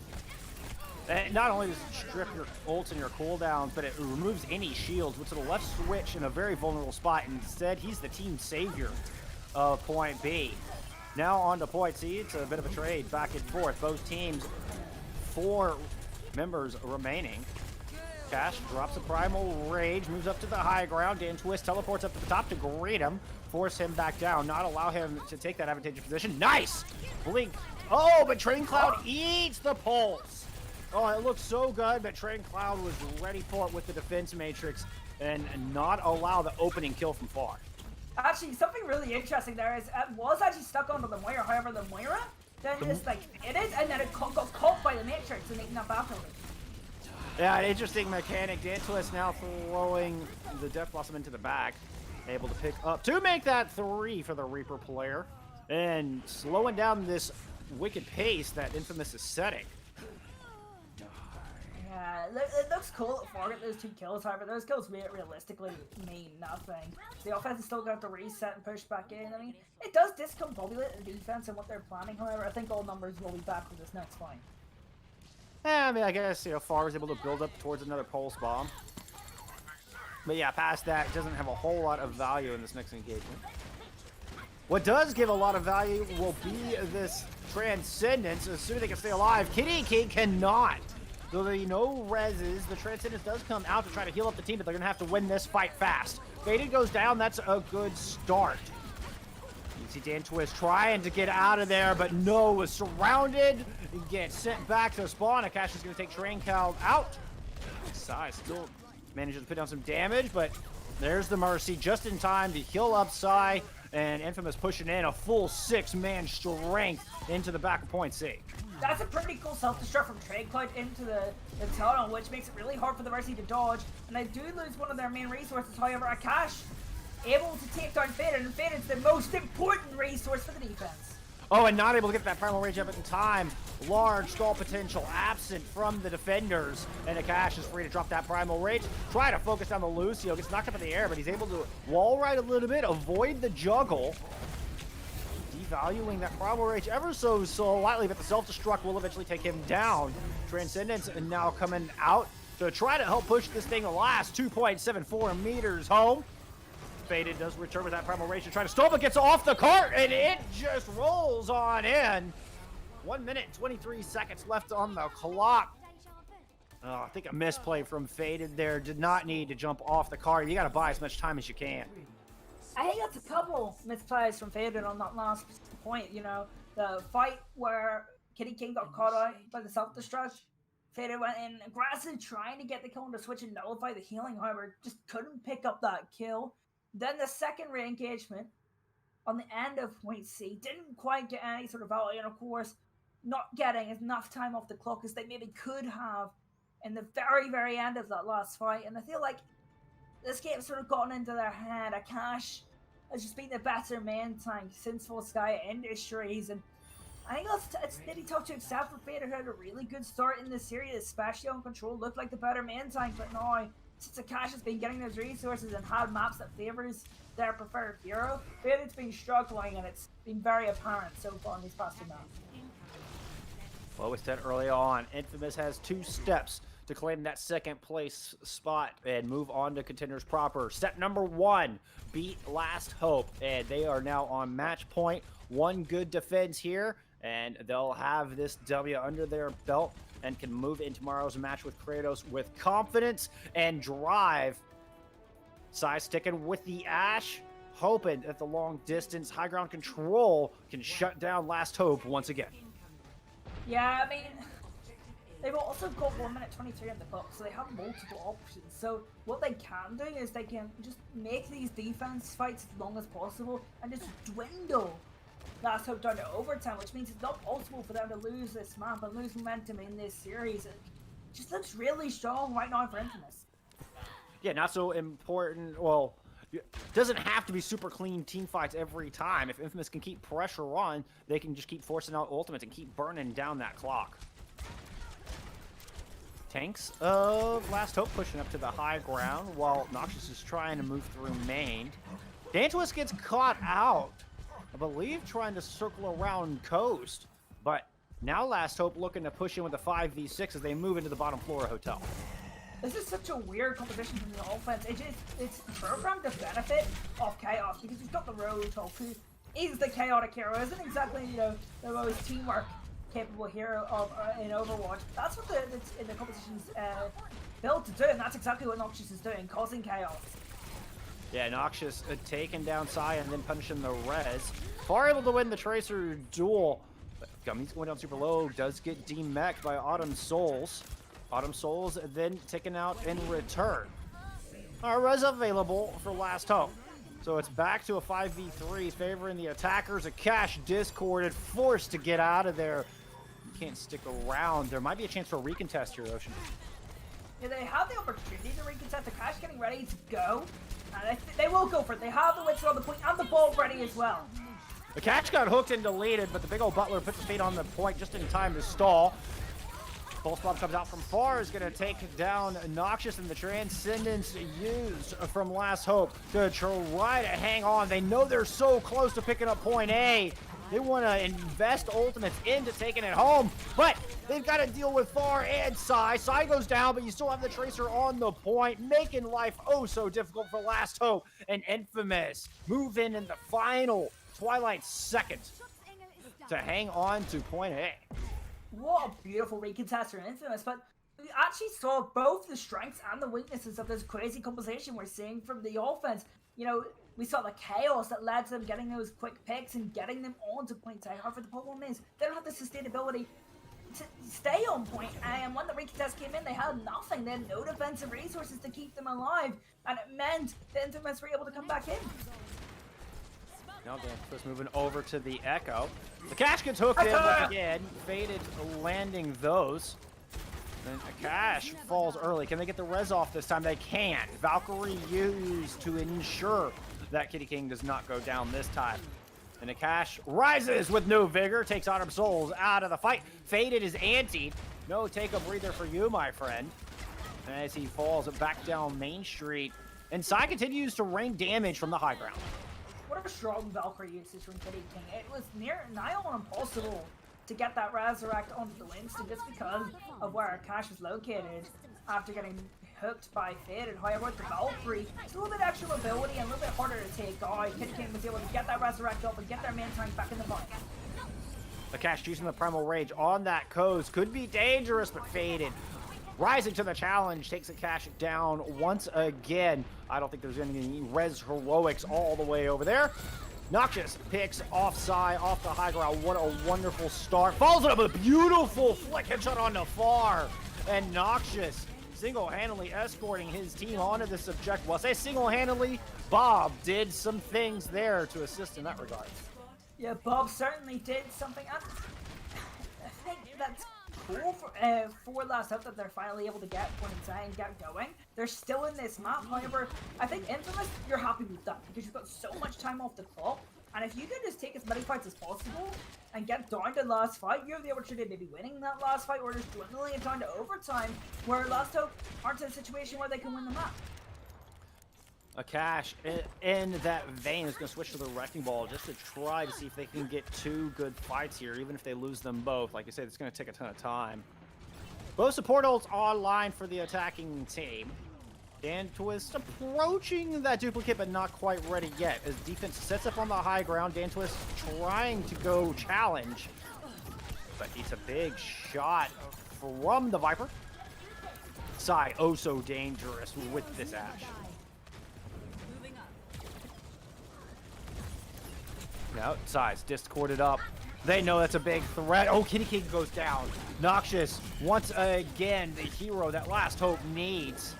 Faded is able to pick off Far. So no more Mercy, no more Tracer. Standing Switch goes down. No more healers at all for Infamous. And they will lose this fight in the end, but manage to eat another 60 seconds off the clock, though they won't get a chance for a second fight on point B. I think that's fine though, because with the late recontest and how much percentage there was on point A, they weren't gonna get 2 fights on point B, so taking a pretty long fight for Numbani point B standards at the end of it isn't too bad. And now again, their goal is just to get time off the clock, 2 minutes 20, if they can get 2 or 3 fights in, you're looking really good for Infamous. And even if they could win one of those fights, they're in a really good position. But if Last Hope can stay perfect from here on out, they have a chance to match the time. Pulse Bomb in from far, lands on Train Cloud. Micro right there with the healing. Dantos has a duplicate ready to go. Bob comes out from Noxious, is able to pick up another one. Noxious has just turned it up to another level on map 4. Oh, and Sai says, nope, I've had just about enough of that. Lands the headshot, and despite the res coming through, that's one of those things that can get in your head as an Ashe player. Faded throwing down the... Oh my goodness, throwing down that ultimate, the whole hog, that's the one. That's clearing some space, that's getting the kill onto Akash. Noxus stands up with a second lease on life and is able to get that kill onto Sai. A little revenge, self-destruct going over the top to try to clear some space. Zenyatta's Transcendence thrown in to try to help take this thing home. Dangerous is going to duplicate that diva. A lot of ultimates coming out from Last Hope. They don't want another fight. They want to get this thing in with more than a minute. And it looks like they will just barely do so. So Faded's hook at the end here to get the Bob off point, well, just gives them a little bit more time. Infamous' strategy of getting their opponents on the overtime just hasn't worked out. They don't even get them down beneath a minute. Now we have a real game of Numbani here on our hands. That was such a clutch push from Last Hold. I think if they had lost that fight, it probably would have gone down into overtime, which would have been the best they could hope for as a draw. As it stands, they throw everything in the kitchen sink at that final fight and end up pushing it in. Yeah, I feel like maybe, after that point B fight, Akash was better switching over to like a Reinhardt or a Winston, just a more stable pick. Trying to clean things up again, make things a little less chaotic, because that's what the opposition composition on the offense benefits. It benefits under chaos. Any composition that runs the roadblock benefits under chaos. And, I feel like running that Wrecking Ball pick, which is a very chaotic hero, also just benefited Last Hope a little bit too much, other than that last fight in point B, to stay on that hero. And I feel like Akash might be kicking themselves with that hero choice later on. It worked for point B. But once they went to point C, I think a Reinhardt switch would have definitely benefited them more. You've got that long, narrow walkway, and a Reinhardt can be oh so strong. But as it stands, only 19 seconds separating our two teams in Time Bank. Last Hope, with the lower of those two, will start us off on the attack as extra innings begin. Yeah, no, both of these teams move pretty strong here in the Numbani. However, point A was a real struggle for Last Hope on both their offense and defense. That can't be great for their confidence, but in extra innings, anything can happen. That is so true, Ocean, so true. Akash tried to dive in up top, but gets hooked once again. Faded has been landing these hooks beautifully. Not finding the kill this time, though. Akash able to narrowly escape. A lot of damage coming in, and now it's Last Hope just going to step back and regroup some cooldowns. Yeah, what I would like our viewers to watch out for is the Ashe shield between Noxious and Sai. It's super important to the outcome of this series. It's going to be super interesting to watch. And it's been oh so close throughout this map. Feel like one will get on a run and find a couple kills, and then the other. But it's the tank line making the difference, not even allowing Noxious to get the high ground position. They can't even touch. And Last Hope get completely stymied in extra innings. Yeah, they just get stuck in that room, and that's a lot of initiative. And this is where, if you're sort of a new team, you don't have the leadership to take you through that sort of difficult scenario. When you're in extra innings, you're trying to get back into the series, and they got there, and then they just got stuck. And then Gummy and Akash were just able to get it there, get those kills, get that damage going, and now it's back in Infamous' core. If they can get 33% of point A and Numbani in a minute and 23 seconds, they will push forward and get ever so close to that Contenders spot. However, if they don't, we head to another map. Big props to Gummy and Kitty King keeping Akash alive through that. Akash got hooked, discorded, and thanks to some excellent teamwork, was able to survive. Otherwise, Noxious would have been able to get position on that high ground and start putting those shots down. But thanks to the wonderful protection of Gummy and Kitty King, Cash stays alive and helps win that defense. Now Infamous going on the attack. They're going to be running into a Torb. Noxious sticking with that Ash. So this Torbjorn pick for Dantois is really, really interesting because what it does is it just takes away some of the space that the offense can use. It means that Far is going to have some flank price just disabled and not available to them because they're going to be displaced because they cannot afford to be caught out by that Torb turret. It also means that Gummy has to focus on getting rid of that turret before he pushes even farther away down, which means the more that's on that D.Va's mind, it's really hard to concentrate on keeping a Cash alive and giving those resources to their wings, and that's ever so important in what Infamous tries to do. Last Hope sitting on the sniper balcony, overlooking the objective on the back of the point. Infamous trying to take that high ground and just circle around the high ground corner to put the pressure down. Sai is able to get the turret out of the way, try to open things up for the rest of the team to move in. Far spots himself a Winston. Got him in his sights, looking to put down the hurt. Winston's going to go jump in and try to attack the backline, but Far staying on him like white on rice. Sai there with the final blow. Row able to res up on him souls, so there's at least some supports left standing for Last Hope, but will it be enough? Only 33% needed as Infamous push onto the objective, start racking up the kills. Noxious does win the 1v1 in the Ash duel, but Switch is able to drop down that Transcendence, keep the tanks in this fight. The Cash trying to burn down that Ana, but the big Omnet Butler is going to stall off this attack. Somebody's got to get on there and touch. That's going to fall onto Gummy. He does manage to trigger the overtime, turns to immediately put some pressure onto Dantois. Dantois just narrowly able to escape, gets that turret down, and now Molten Core coming online. The attacker's Bob runs onto the point, will keep the overtime wick burning. Here comes the Mercy to keep a Cash in this fight. Traincon gets team-maxed. Sai's able to pick up two, one with the bomb. Molten Core comes out, and it's not going to be enough. Mine's not quite ready. Oh, it faded. Oh, so close. Noxious goes down. It's just the spin to win left on the point. Infamous. They're managing to clean this thing off. Woo. Victory. Sai comes up clutch, throws the bomb on the point, gets 3 more kills, and Infamous bring that back from the depths to finish off Numbani and take us to a day 5 where they'll play Kratos. The winner of that will be in Contenders. Last Hope. Commiserations to that. What a series. Yet again, we've had 2 fantastic games of Overwatch tonight. And fantastic is the perfect word for it. Man, I've enjoyed every second of both of these matches. I hope you all did as well. Whew. Infamous. They hang on. Moved to 3-1 on the week. And it's worth reiterating, whoever wins the matchup between Infamous and Kratos tomorrow will be the team to move on. Infamous, 1 step down, just 1 more step to go to punch their ticket into Contenders proper. Well, we're going to take a quick break as we got an interview coming up. We're about to hear from the victors. I'm anxious to hear their side of this awesome matchup. So we'll return in just a little bit. Y'all don't go anywhere.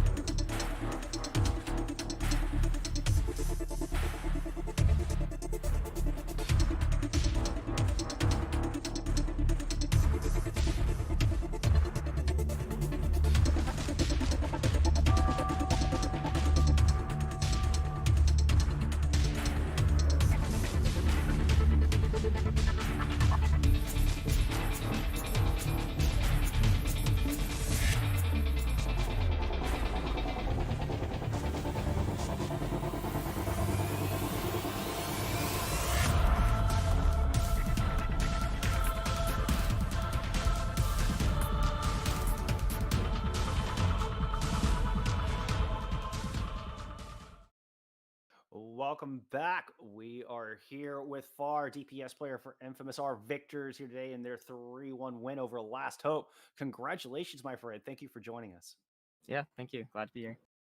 So you're the newcomer on this roster, pretty much an established roster that was formerly Scion Esports, and then they brought you in to help give them that extra bit of punch. How has that acclimation been going? What have you done to help create synergy with this existing squad? Yeah, so yeah, I joined really like recent before trials. And I mean there's a couple new faces here, not like Gummy's new, Akasha's like newly playing. So it's like kind of a big change for all of them, but they have so much pre-existing synergy that it felt pretty natural, like getting slotted in. It felt like pretty easy overall. Right on. That's always a good sign. That's always a good sign. All right, Didn't have to fight it. Yeah. Alrighty, so I'm gonna give you some more GC questions. I'm gonna start off with the first map. You guys like to struggle a little bit. How was it like to reset in between maps 1 and 2 and get back on the right foot?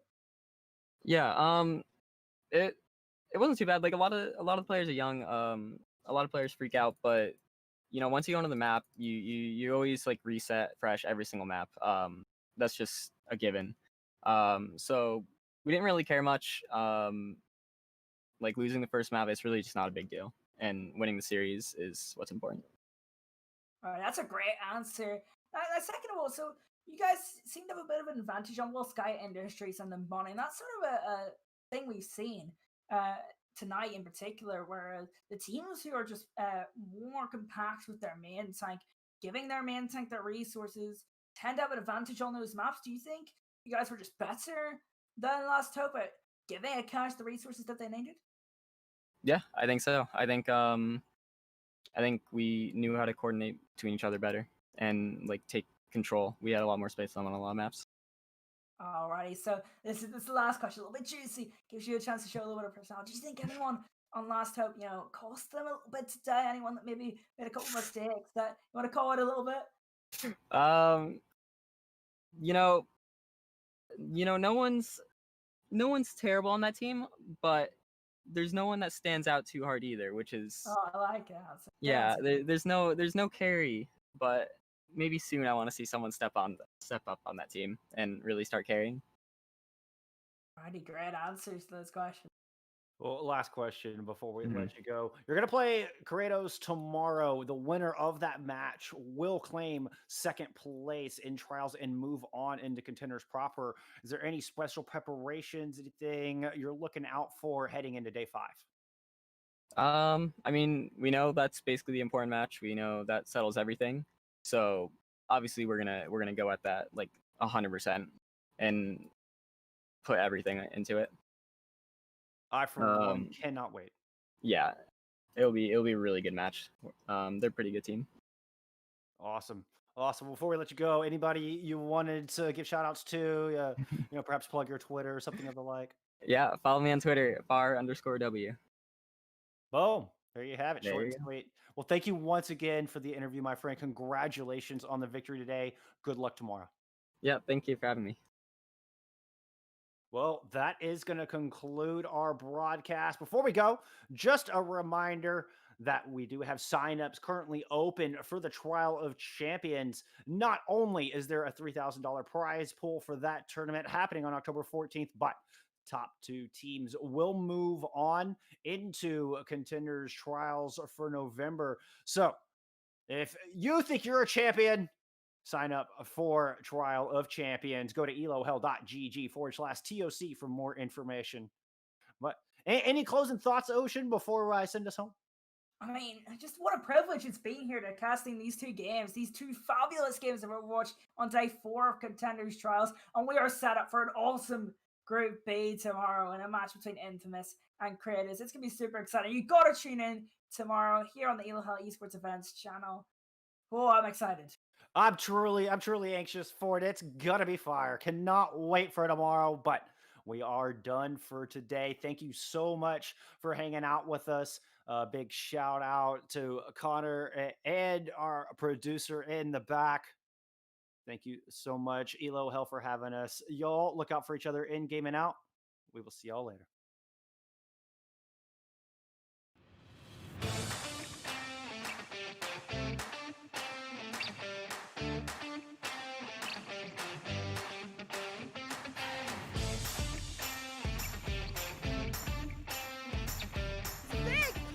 Academy, they lay down the shatter, let the bodies hit the floor. Uprising Academy at 95%. Right now with Hydra building up to this Bear Barrage so quickly. Oh! And asking! Double kill in the back with the pulse bomb from the high ground. Aerial assault with that mine. Impact, se escucha de abajo gritar campeón a Sky Foxes.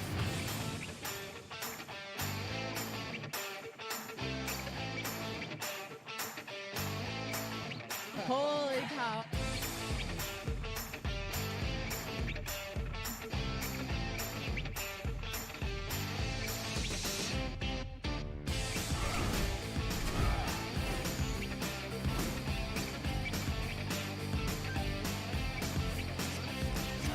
And after 42 consecutive losses, the Shanghai Dragons get their first win. 8 teams enter this weekend. Oh no, Reinhardt, what are you doing? We got a clip with minimal information. It's time to break it down. Speed, 25%. Go. Figure out what this man's SR is. Keep fighting until it's for sure lost. Winnable!